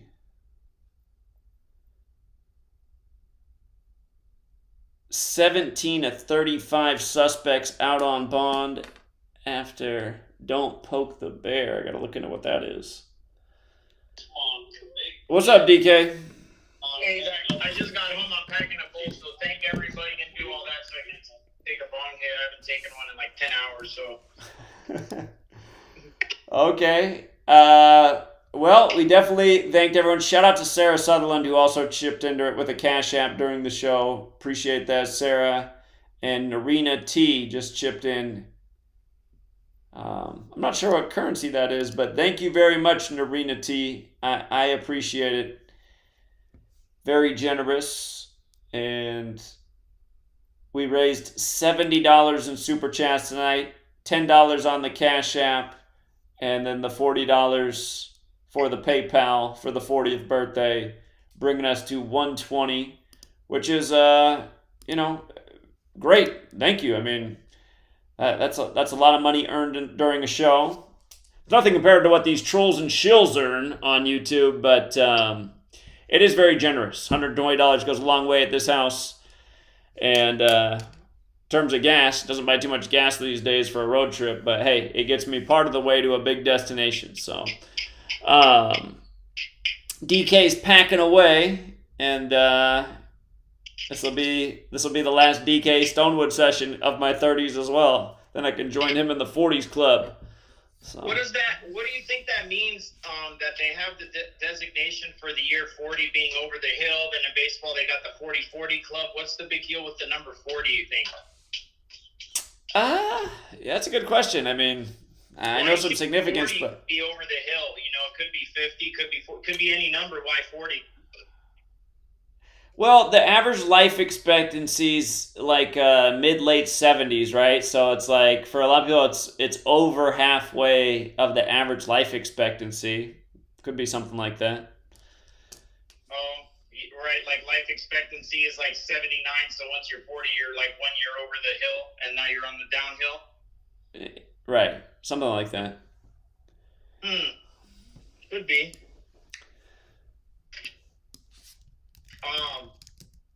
I'll just start talking because I'm still packing a bowl. Let me see what I put over here.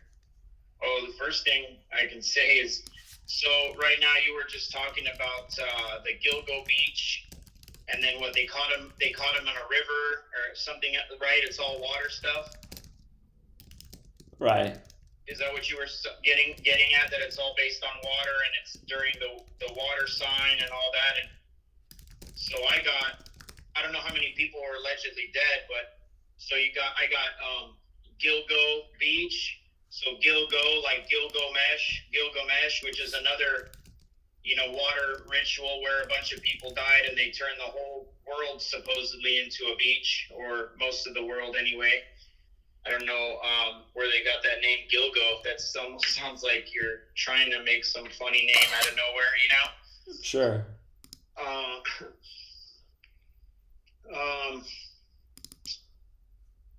Oh yeah, I listened to your to you on the Johnny Cerrucci show. Good stuff. You may want to tell those guys they may want to have me on. They talk about a lot of stuff that I've gone all the way down the rabbit hole, and Their show would be easy to get on. Just tune in and get involved when they're doing their show, and I'm sure they'll have you on. Just let them, I'm sure they watch my show, so they're gonna know who you are. Shit, I don't got time. I barely got time for your show. You're the only show that I make time for, watch out for to be on live. But I got to draw the line there. I don't got any time, other like discretionary time. I don't know what time. I know that was like an earlier morning one, but can't do those because of work. So yeah. Anyway, yeah, I just noticed that they were talking about stuff that I've gone like all the way down the rabbit hole on like 10 years ago. I don't even talk about it anymore, but they were talking about like Barack Obama, who's his real parents, and Bush's wife being related to Crowley and all that stuff. So I gone into some of that stuff pretty deeply back in the day. And then you had that caller, you dismissed him, that was talking about like the Planet X psyop or whatever. So I'll just reiterate that Planet X isn't like from somewhere else and coming here or anything like that. Planet X is the 10th planet. X is Roman numeral 10, just like, Pope Pius X, or the high school Pius X, that's just stands for 10.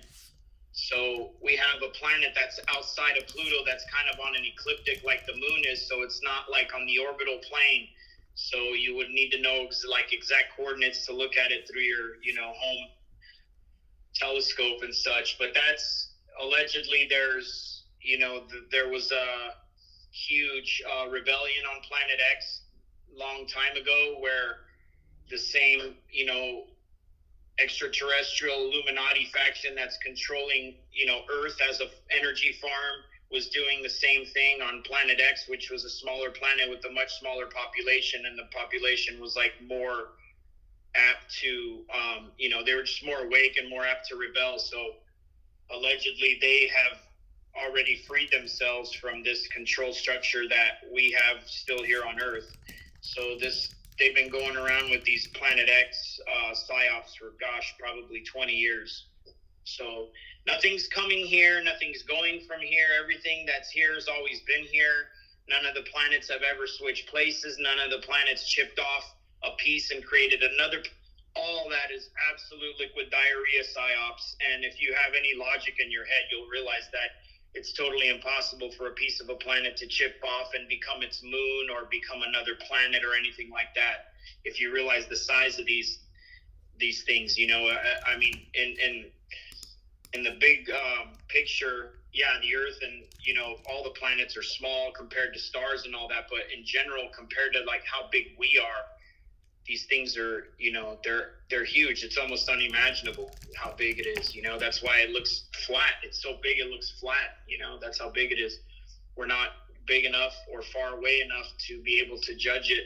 We're all up in the asshole. We don't know what's going on outside. That's why you can fool people that, I don't know how many genuine people they actually fooled with the stupid flat Earth, but for anybody who was genuinely fooled, it's because your brain is much smaller than what you can see outside of it. So you haven't yet made the balance where you realize that, you're tinier than a little bug in comparison. So, what else? Another one of the callers was talking about Sharon Tate. I couldn't really make out what he was trying to say, but he said something about George Floyd after, and I just couldn't really make the correlation of what he was trying to, what correlation he was trying to make. But they said that George Floyd was, twin brother of this of the NBA player Steven Jackson. So my take on it was always that it is Steven Jackson. You notice these NBA players, once they retire, how much weight they gain right away, like 30, 40 pounds, because they're like stick figures while they're playing 82 games a season, and then they gain weight right away. So that was actually Steven Jackson doing all that stuff. And then he was at the funeral. They said Kobe was at his own funeral. And then to go back to Sharon Tate, after the Manson murders, all of a sudden it comes out, Sharon Tate's got a twin sister. So the twin sister comes on and does a show, like a talk show. I don't know if it was Ricky Lake or one of those talk shows. Actually, that would be way before Ricky Lake. But I can't remember who it was.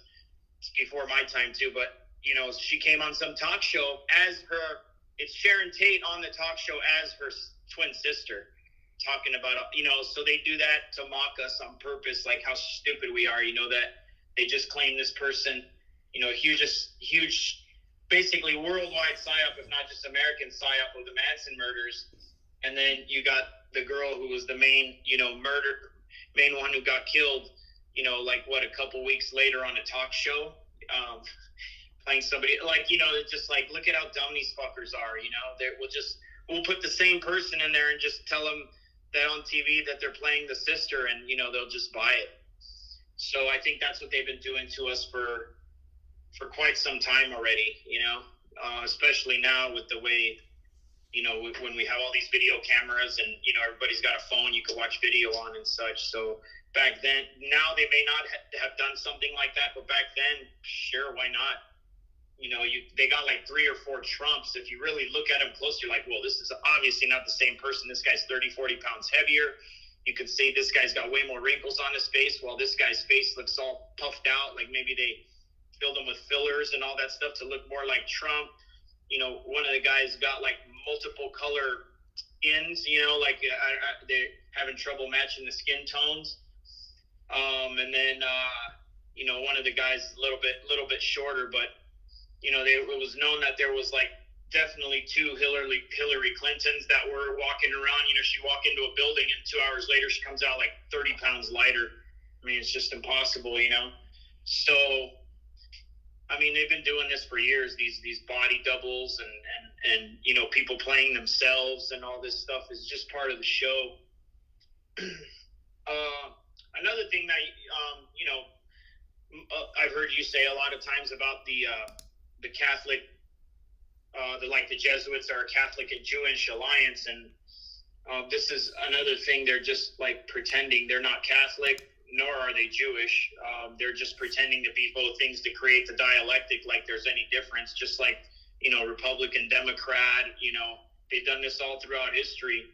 Pharisees, Sadducees, Guelphs and Ghibellines, Ostrogoths, Visigoths, cult of Amun-Ra, cult of Aton. So they're always, there's always a dialectic, quote unquote, alliance of something, regardless of what they're naming themselves. It's still the same one group that's pretending to be 2 groups playing West Side Story on us. I don't know if you ever seen West Side Story or had to do that when you were in junior high or high school or whatever, but it's the same thing. It's a musical about gangs with red and blue. And I mean, it's just, it's the same thing, so there's really no alliance, it's just the same folks playing both sides. And so that way there is no side for humanity, they're already both sides, plus they're the controlled opposition, so which is like a fake created third side, I guess, so there is, and then people say like there's these warring factions amongst the cabal, families are fighting amongst each other. No, they're not. That's just another play for you to sit on the couch and watch. They're only fighting against us, and most people aren't even fighting. We're just getting hit in the back of the head because we haven't turned around to face the fight yet. So, yeah, the alliance part is correct, but it's just all these families are together playing whatever roles and whatever, parts in society they've been placed to play, and then we're just not playing our part. We haven't like, as a collective, we have not entered the game yet. We got a few pieces like you, me, and maybe 10 other people in the entire world that are actually ready to chop somebody's head off as soon as it's go time. But the rest of the people don't even got their they don't even know there's a game going on yet, nor are they ready to enter it or anything like that. So that's what we're waiting on. And I think that's what all this stuff is. This is what all this stuff is all about, going out to pound pavement and stuff, just to create like a groundswell. One thought I had about, I don't even know if this is a good idea, but maybe for the future, going to pound pavement, maybe hide it behind like $1 or $2 paywall or something. So if you want to watch the live streams when you're in LA or New York or any of the places that you go pound pavement, like if you want to participate and watch that, maybe like put it behind a small paywall. That may even be detrimental because then you don't get all the the donations during the stream. I'm not sure, but I was just thinking of maybe other ways to kind of get support up for like, that would probably be a little more specific. That would be just for like the pavement pounding, but I was just brainstorming what else. I see whoever's saying here, Anthony, 630, it's all about money. No, it isn't all about money. Money is just paper with pictures on it. It's all about controlling you. So the money is just a tool of enslavement. There's no such thing as money. Even though you're holding papers in your hand or you got numbers on your computer screen at your bank, that's all just fictional. That the money controls the relationships between human beings, how we relate to people. Obviously, nobody would be stealing from anybody if everybody was plentiful, and it would change our whole society dynamic would be totally different if there was no such thing as money. And people call it to be like it's a means to an end. Like you need money to get to stuff, when actually that's the obstacle. Money is the obstacle to get to stuff, not the actual means to get to stuff. Without money, there wouldn't be that middleman of the money. Gematria 32, they make it just like equilibrium. Yeah, I think most people are already in that state where they took that injection where they're totally, that could have been the corona hoax injection where they just lobotomized people, So, yeah, I had a couple more things to say, but I can't remember. What's this guy talking about? Falling for this sound of bullshit. Yeah, exactly. Another CIA movie. Anything you got to say, Zach? No, but yeah, I was just thinking about, the problem with putting something like that behind a paywall is, we want people to see it and get inspired by it and find it, so I don't feel like I can really do that. Yeah, I was thinking it may probably work against you, but I don't know, I was just trying to think of anything, Trying to see if there's any, could you explain Kobe Bryant being at his own funeral? Yeah, go look at that online. I was already talking that's going to happen before it happened, and then, a week later, people are like, oh yeah, look at this guy, he's at his own funeral. I saw that guy one time before he got super famous, when he had just got with the Lakers. He was still driving a Mercedes with one primer door. It was like one of those older E-classes. And he was at an ATM in Santa Monica. I had no idea it was him. There's just some really tall, really, really skinny guy in a hoodie with the hood on and like long track pants. And we're sitting there waiting for a dude who's at the ATM. We both kind of walked up at the same time. And then the dude left. And then we both take a step forward like we're going to go. And then we look each other in the eye. And then I look at him and I was like, Kobe? And he looks at me for a second, just kind of like, oh, fuck. And then he smiles and goes, what's up, man? Like, he thought maybe I was going to go nuts or something or whatever. And then I was just like, yeah, man, go ahead. You probably got a little bit more money in there than I do. Knowing what I know now, it's probably the opposite. But I told him, I'm like, yeah, go ahead. You probably got a couple more bucks in there than I do in case the machine fails and starts spitting out your money after you leave. I'll be right there to grab it. So go right ahead. And he started laughing, and then he got whatever he did. I don't even know if he took out money. And then he said, all right, man, stay up. And he left. So, but yeah, he looked like I wouldn't have even recognized him. Hold on one sec. Hold on one sec, Zach. Okay.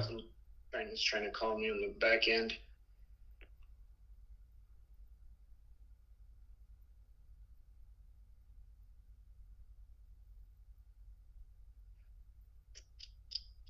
Okay, I have my gypsy guitar player now on the line as well. Back from Australia. What's doing, my man? How you doing, Jeff? Another strip on the Bobby. Are we live? We're live. Are we TFR live? Are you back in the States? I'm sitting in Whole Foods parking lot in Los Angeles, man. Okay. In Burbank, to be exact. How was the tour? Off the hook. Very cool. Completely life-changing on every front. Very cool. Dudes, Australia is so cool, and the people there are so chill and not assholes and not wound up in the rat race, hyper caffeined out, rude, immature little babies like many Americans. Probably most Americans. Was that a good description of most Americans? We are a very childish nation, indeed. So cool, man. The people were so cool. I can't even. The gigs were packed. Melbourne was the best. It was the biggest gig. It was wall-to-wall people. And just incredible. I think that was the best Kings of Thrash performance of our career. And then Sydney, the next night, was crazy too. And the review and their equivalent of their daily paper said, out of 10, possible 10 stars, we got an 11. Nice. And that don't happen for live shows that often. And so now we got all these festivals and stuff in South America popping. So it's a whole new world. Very cool. Yeah, and you said you got some more tour dates later this year for the U.S. Some more shows? Yeah, with Dead Groove, I'm going to be giving you tour dates. Okay. Can you pull up a Dead Groove Band on Facebook? They're killer. This is my drummer from Kings of Thrash, Fred Aching. He's from Peru. He's 33. He just turned 33, and he's awake, people. He's Gematria. He's fast at it. He's killer. Didn't even resist it, man. He's a really, really cool cat. I got it up here. I gave him a like. Everybody give him a like. They're killer. It's kind of like stoner rock. And even though he's only 33, he's like super into the early Deep Purple albums and the early Sabbath. And it's just real groove laden in his gal. She's hot, blonde, kind of. She plays in an all-female Led Zeppelin tribute. She plays the John Paul Jones bass part, but in this band, she fronts it. She plays bass and sings, so it's like the Police. Huh. Except we don't do murder by numbers. But funny. So, okay. A Rush, right? But we don't make our album titles equal 33. Did anyone realize 2112 equals 33? It's got the pentagram on the cover. Just throwing that out there leisurely. Yeah. So it's a trio. It's like a power trio, and we're super cool, and we're going to be touring. Here's the cities, people. Don't forget to ask Jeff about the Marshall thing. Yeah, people were asking about Donald Marshall and cloning. Do you know anything about that?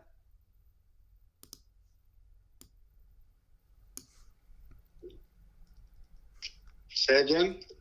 Somebody was saying Donald Marshall of Megadeth has been talking about cloning. Do you know? Dude, that guy's such a weirdo. Just ignore that guy. Okay. There it is.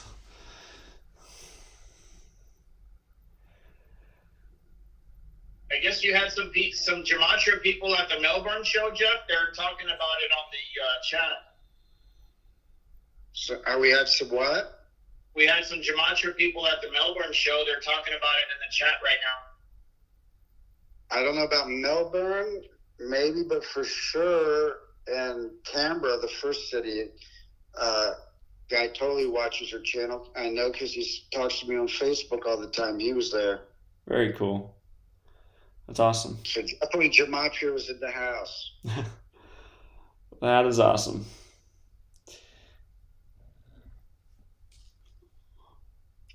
Zach, I got another 56 that I remembered. I forgot to tell you a long time ago. Then I just was looking at something the other day, and they were talking about it. A 56. Did you know that our days are not actually like 24 hours? They're actually like 23 hours and like, is it 56 minutes or 56 seconds? I don't know, but it's called a celestial day or a celestial day, but they changed that. I forgot what year. You should probably look that up. And now we go by the sun. So since we're revolving around the sun, every time we spin around and are facing the sun again, we're a little bit forward in the precession around the sun too. So it's not going by the earth. The earth day is a little bit less than 24 hours. It's like, I think it's 23 hours, 59 minutes, and 56 seconds. So, we're 4 seconds like shorter, they're making the day appear like 4 seconds longer because it's based on the sun. I don't know. Did you ever hear that before? Well, that's why they do the extra day every 4 years, right? To try and make up for that difference. I think so, but I don't know. I think it's just two different ways to count. Because like, if you're looking at the actual Earth, you have to look at the stars because they're not moving, right? So if you like have a star, like let's just say Sirius or whatever star you pick, or Venus or whatever, well, Venus is a planet, but it appears like a star. And then, you just wait till it's in the exact same spot again the next night. It's going to be like whatever it is, the 4 minutes. So I'm not sure if that's the actual why they do the leap year, but it could very well could be. But those two things you could count, each day individually or like collectively like that as well. But going around the sun, obviously you have to count it by the sun. I'm not sure about that exactly if that's what the adding the leap year is, for, but also I don't know what year they changed that. I'd have to look into it. Yeah, it's interesting.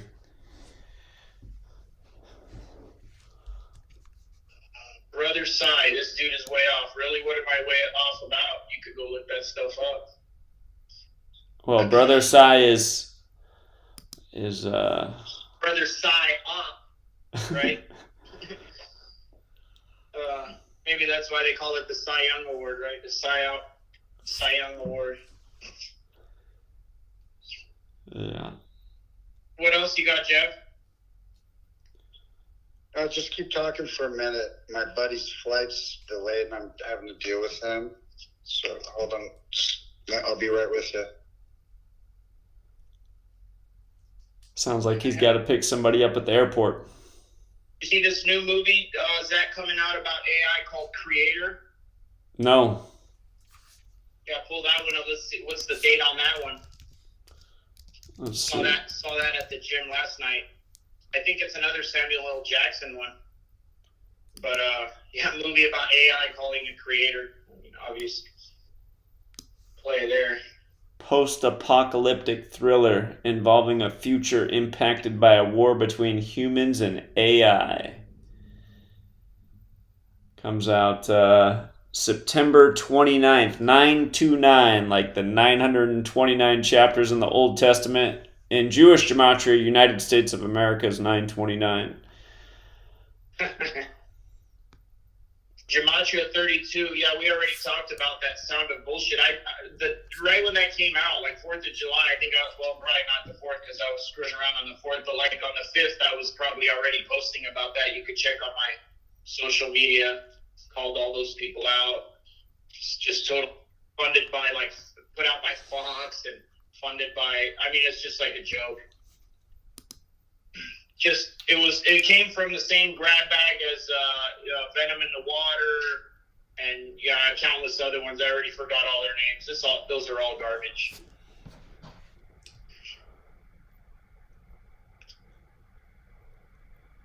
Yeah. Interesting release date. So. Yeah, 929. That's also the famous. I think it's Ducati. That's a Roman. It's like the most famous. Motorcycle. Yeah, motorcycle brand or whatever. It's like tied to Rome, and that's like their famous. Pretty sure they had the 929. That was like the amount of cubic centimeters in the engine. Like other brands would just call it like the 900. Like a Kawasaki 900 or something like that. But they call theirs the 929. Okay. Huh. Now I'm sure it's I don't know what it is now, but I just remember because when I was a kid, my cousin raced MotoGP professionally, so I kind of knew the bikes then. Let's see. Okay, but yeah, I hadn't heard about this film, so one for the times with AI, the story of the year. Was that another Samuel L. Jackson? It doesn't. I don't see his name in the credits. Okay, he's in that other. I think it's a series that's right now about. What is it about? It's a popular series right now. Another, something having to do with either apocalyptic or post-apocalyptic stuff as well. The title is definitely Gematria Perfect. The creator equals 113, like artificial intelligence. So. Oh yeah, somebody was posting that in the chat. Yeah. Good catch.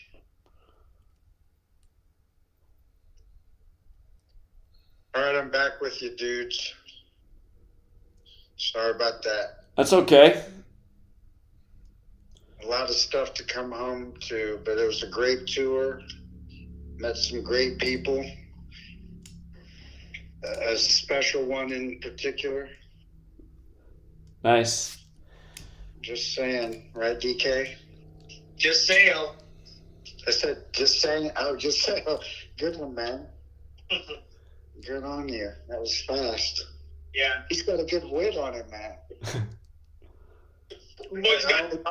Only DK and me got that, but that was witty. So, Dead Groove Band, we're touring the U.S., and here's where we're playing on August 19th at Jimmy's Lounge in Kearney, New Jersey. We're playing 8:20 at the legendary Cutting Room, killer club in New York, man, with Militia Vox on the bill with us. Then flash forward to 9/7.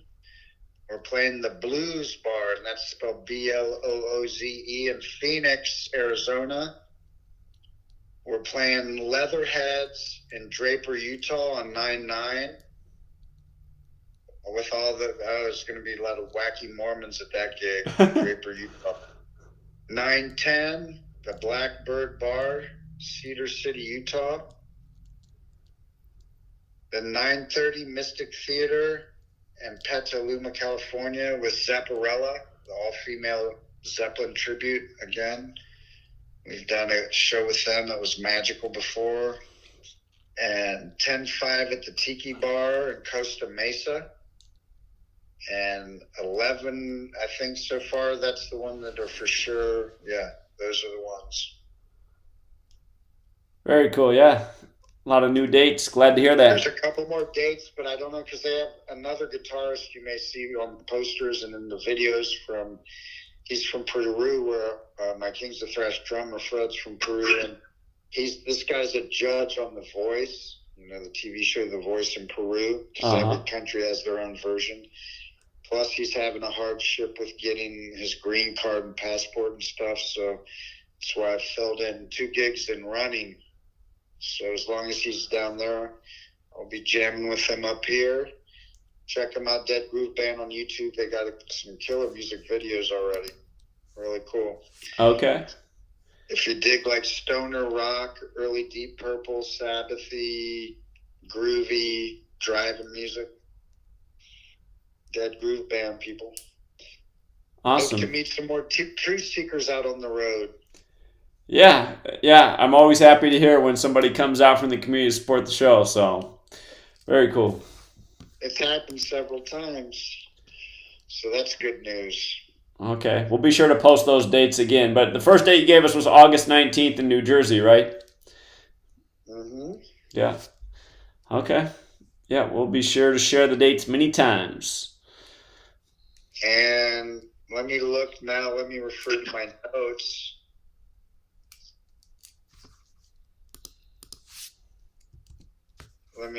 Because I keep notes in my phone of stuff that reminds me of stuff that I want to talk about on the show. Did you already get through all your stuff, Mr. DK? Mostly, yeah, I think so. I'm trying to remember what else I wanted to say. Shout out to Frank the Truth Tank. It's hotter than balls out here in the West, man. And it's not only in Henderson, where I'm going back to in Vegas. Henderson's been hotter than balls, but it was hailing. It was hailing yesterday. Where, in Henderson? Yeah. It's been on. It was an old video, but to be hailing in the desert at all, no matter when that was filmed. Let me look at see if it has the date in the video that I sent to my roommate. I was just watching the news last night saying that Vegas has been it's been set a record that it's been over, the temperature wasn't, I think it was 105 for 11 days straight or 19 days straight or something like that.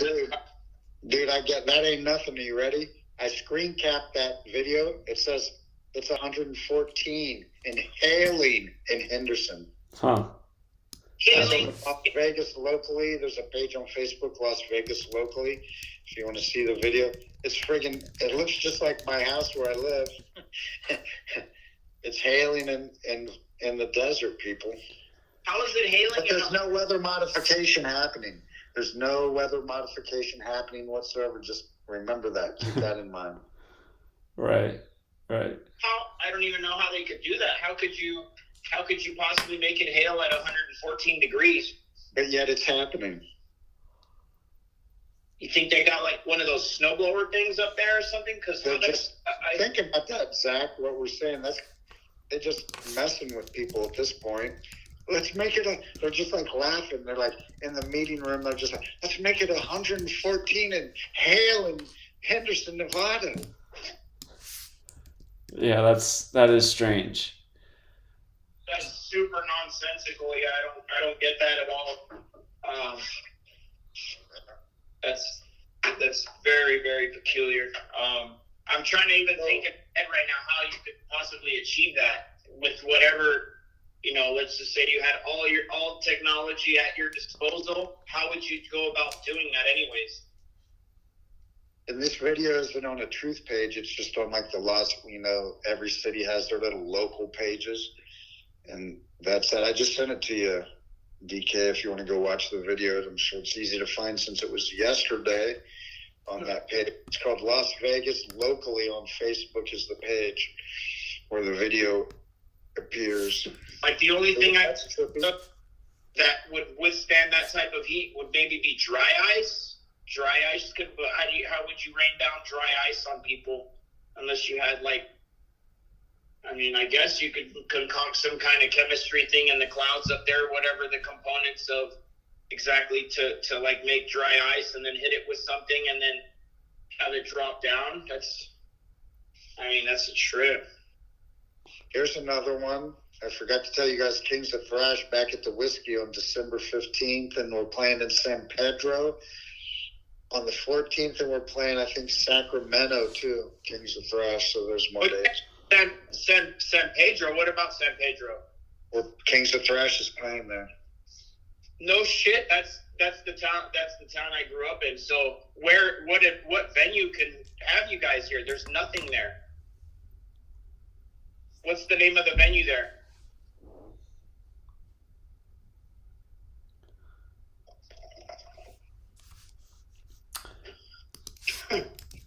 I went to San Pedro High School. They haven't told us. The only venue of those 3 shows we know is the Whiskey. But the Whiskey will be nuts because, I mean, we made the DVD there on our 4th show of our career, and it was sold out more than I've seen it sold out in years. It was insane. DK can testify. It was 3 places come up in San Pedro for music: Grand Annex, Alva's Showroom, or the Sardine. It ain't going to be Alva's Showroom because that's like a jazz place. I have no idea, but it'll be killer people, so I should have the venues soon, so I'll let you know on a future show. But if you're in those cities, get ready. Get ready. Yeah, you're busy. They have not had anything like that at the Grand Theater probably since like before I was born. So the fact, I mean, I highly doubt it'll be there. And what was the last one you mentioned as the Sardine? I've never even heard of that. What was the second one, Zach? Here, let me pull it back up. Jeff said it's not Alva's Showroom. Grand Annex and the Sardine were the other ones. What was that first one then? The Sardine and the Grand, the Sardine I don't even know. Or here's another one too. Outer Harbor, Berth 46. Oh yeah, that's possible. They do have, my friend's band just played there, but that seems a little too ghetto for you, Jeff. Just an FYI, like backyard bands play there. That ain't gonna be. We'll find out. What's the venue names that you said, Zach? It's not Alva's. What's the other 2? Grand Annex is one, the Sardine, and Outer Harbor / Berth 46. It won't. I'll let you know, guys. Actually, there's another one. Warner Grand Theater. Yeah, that's the one. That Grand Annex, that thing's closed. The Warner Grand, though, they haven't had anything like that for a million years. All they do is film movies there on that street because it looks really old. So they'll like block off the street from the new cars coming and then just let all those like 30s, 40s, and 50s cars be up and down the street, and all the shops look like you're in the 50s still on that street. So there's like a little Avenue of the Stars there and everything with stars in the ground and shit, like on the Walk of Fame in Hollywood. So, but they don't really have bands play. The Outer Harbor, that used to be called Pier 1, they have bands play there, but it's like, I mean, like my friend's band just played there. They're like a backyard band. It's like him and his roommate and like 2 other guys. It's like, it seems way ghetto for you guys to be playing there. You guys should be playing at a place that can hold a lot of people, possibly like Croatian Hall or something like that. Like I'll bet you that has nothing to do with putting on a concert, but it's just rented out so you can hold the amount of people that you need. That's cool though. That one I can literally like ride my bike to.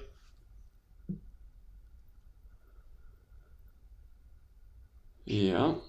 So yeah, it'll be. I'll let you know the venues. But here's some truth points we can talk about. Pull up this book. There's a new children's book, Zach. Okay. Horrible, man. It's horrible.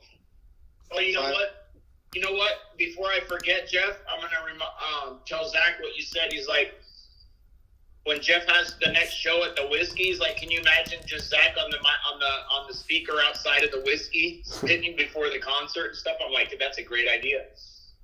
Yeah, you need to come spit there because our fans will be more open and there'll be tons more, dude. Not like the uptight douchebags and tourists at Hollywood and Highland. Sure. And that was still good, and then we'll just adjourn after the show at the Whiskey back to the Rainbow, and you know how that went. Yeah, that was good times. No, dude, it'll be light years better this night after the Kings play the Whiskey. Forget about it; it'll be insane. But Google this new children's book. It's just the title alone is horrifying. What is it? It's called "Not All Sheep Are Boring!" !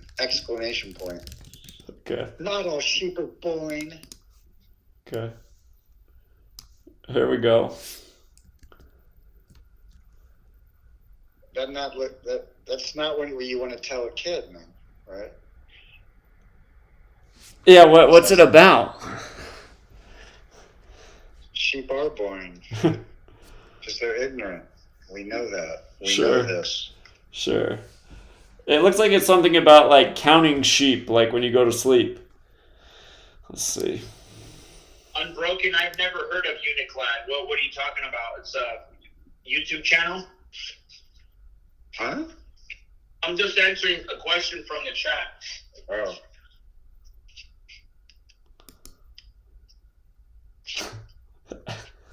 And here's another search that people can check into that children's book and buy it for your kids if you want to dumb them down. But remember when we were talking about my family business, Matrix Systems? Yeah. Weird name that my dad picked for the company.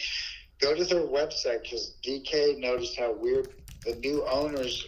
It's not in our family anymore, but look at their logo, dude. Oh yeah. We forgot. We've been meaning to talk about this on the show before. Go to it's matrixsys.com, and then you could probably zoom in on that little M they got there. You need Black Magician to get you a logo like that. That thing's got all three like emblems in it. You know what's funny, Zach? Right before you said the sardine as one of the venues, I had just opened up a can of sardines. I was making like sardine sandwich, and I was like, "Are you fucking serious? What did he just say, sardine?" That's weird, huh? Yeah. For some reason, when I click the matrixsys.com, it's just like spinning but not loading. matrixsys.com. Yeah, no, it's definitely their website. It's just not loading for some reason. Well, let's hope they aren't going out of business. Yeah, their website does not want to load right now.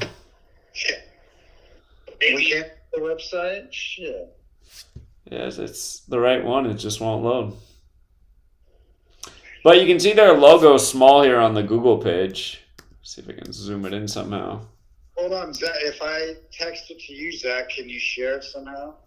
I'm texting it to you. The website's working on your end?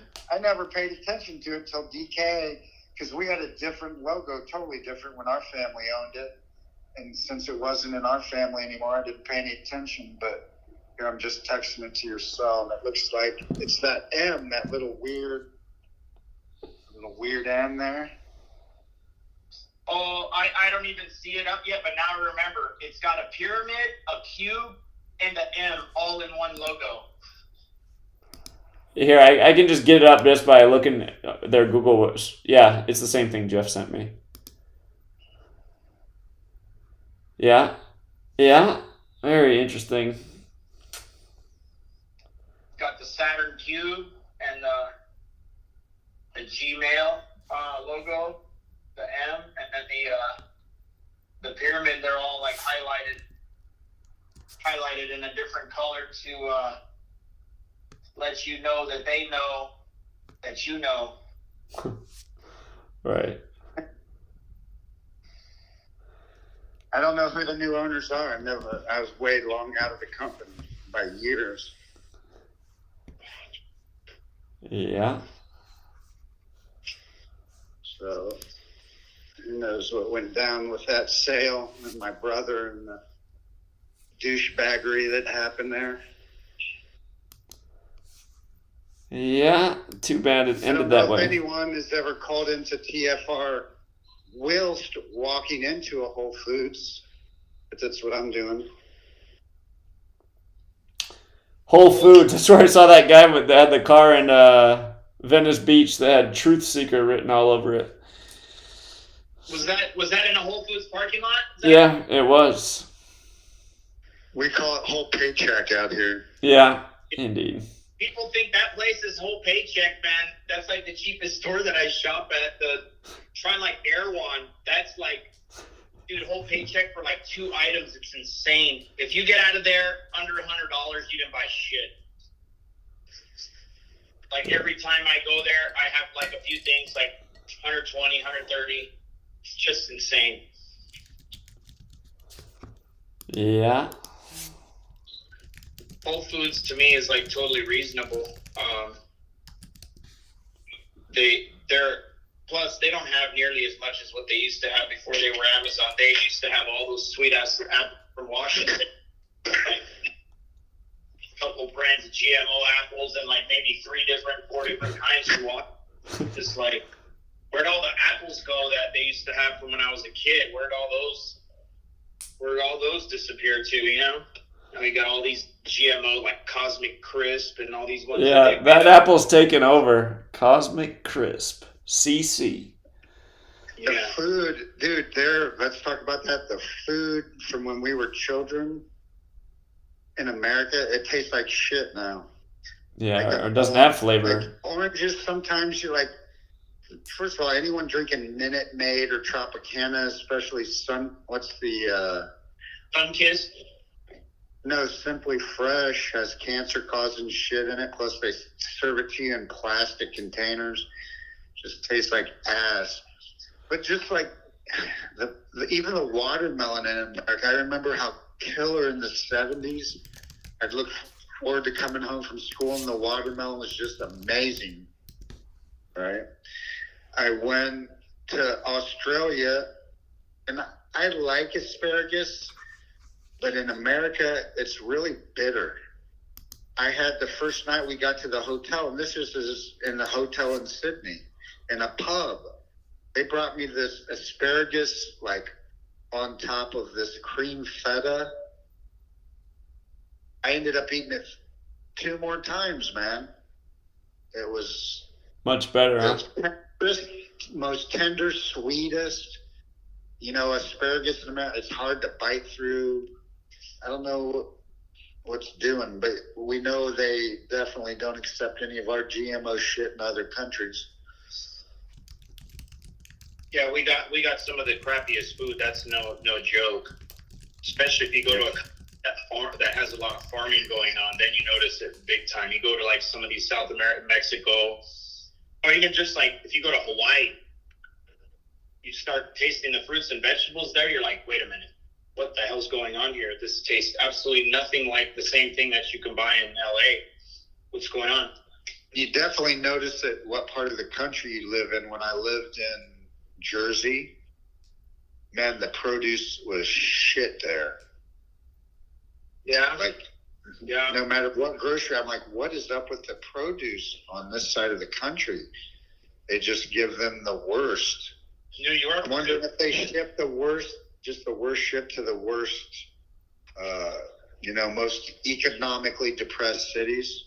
Like, imagine what kind of produce Flint, Michigan gets. Yeah, it really is that way too. It's just like when I lived in Seattle, if you went to the Safeway that was on the north end of town, which is the white end of town, the produce section wasn't bad.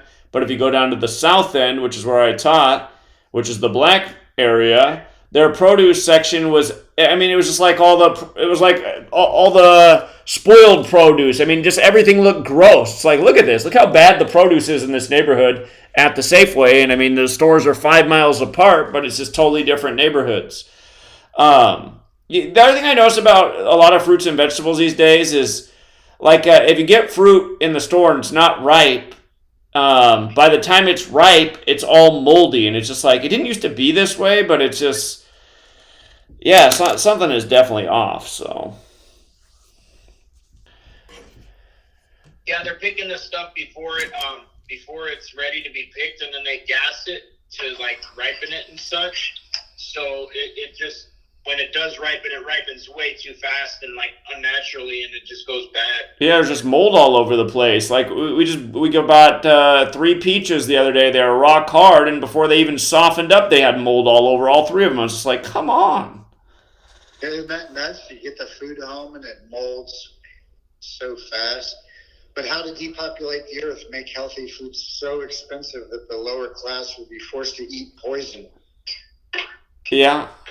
And they've kind of already done that, right? It's just like, if you go talk to poor people, they can't afford the produce, but they can afford the Cheetos because the Cheeto bag lasts all day, so...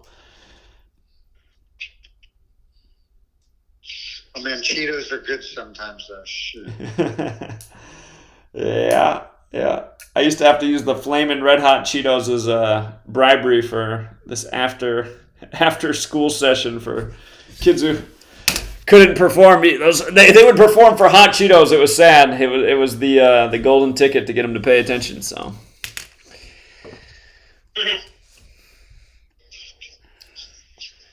Anyway. Well, gentlemen, I better wrap it up here. Otherwise, the missus won't be too happy. But, hey, Jeff, I'm glad the tour went well. I'm glad you're back. I'm glad you got a lot more shows.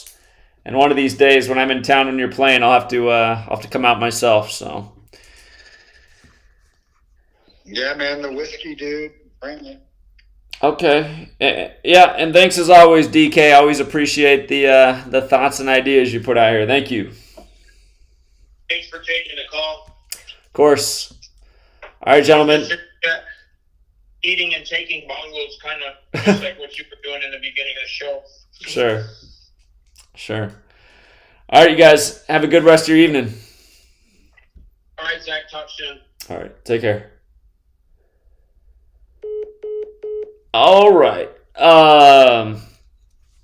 Yeah, again, if you missed it, Jeff's going to be performing, of course, with Kings of Thrash, his newer band, and he's also going to be filling in for the guitarist for Dead Groove Band. So if you guys want to check out Jeff Young when he's in your town, he's going to be all over the place starting August 19th. And as those dates get closer, we will definitely post the shows. If you want to go out and support him, he always likes to meet the truth seekers. And yeah, I'm sure tomorrow's going to be busy, huh? Well, tomorrow at least on the West Coast. Other parts of the world are already there. But the 201st day of the year. Again, in New Zealand, they have a mass shooting right before the Women's World Cup kicks off. And Women's World Cup equals 201. But I'm sure there will be many more headlines. And reports are saying FedNow is going to launch on the 201st day of the year. So it makes sense, right? The digital money in the time of COVID after 201, they were talking about how money could, pass germs along. It wasn't safe. A lot of stores said, we're not taking money right now. Digital payment only, cards only. We want to stop the spread of the killer germs. So the latest step in the 201s. But yeah, we'll leave it there for now. Thanks again to everyone who hit the like and the share. We need one more like for 300 likes. We're at 299 likes right now. One more will put us at 300. Thank you to everyone who hits the like and the share. Again, after the video post, if you just leave a quick comment, all those things help the algorithm. Might help a stranger find the broadcast for the first time. And just never know, Some people find Gematria and then they stick with it. We need more of those people. It's sad how many people come to the work and then leave it like they've had enough. I mean, there's not enough until the world knows what's going on, you guys. Point of knowing this knowledge is to share it and wake people up to the agendas that are taking place in this world and that need to be stopped. So, be back tomorrow. Have a good rest of your evening, or if you're in D26 part of the world or the German college part of the world, have a good rest of your day. And until next time.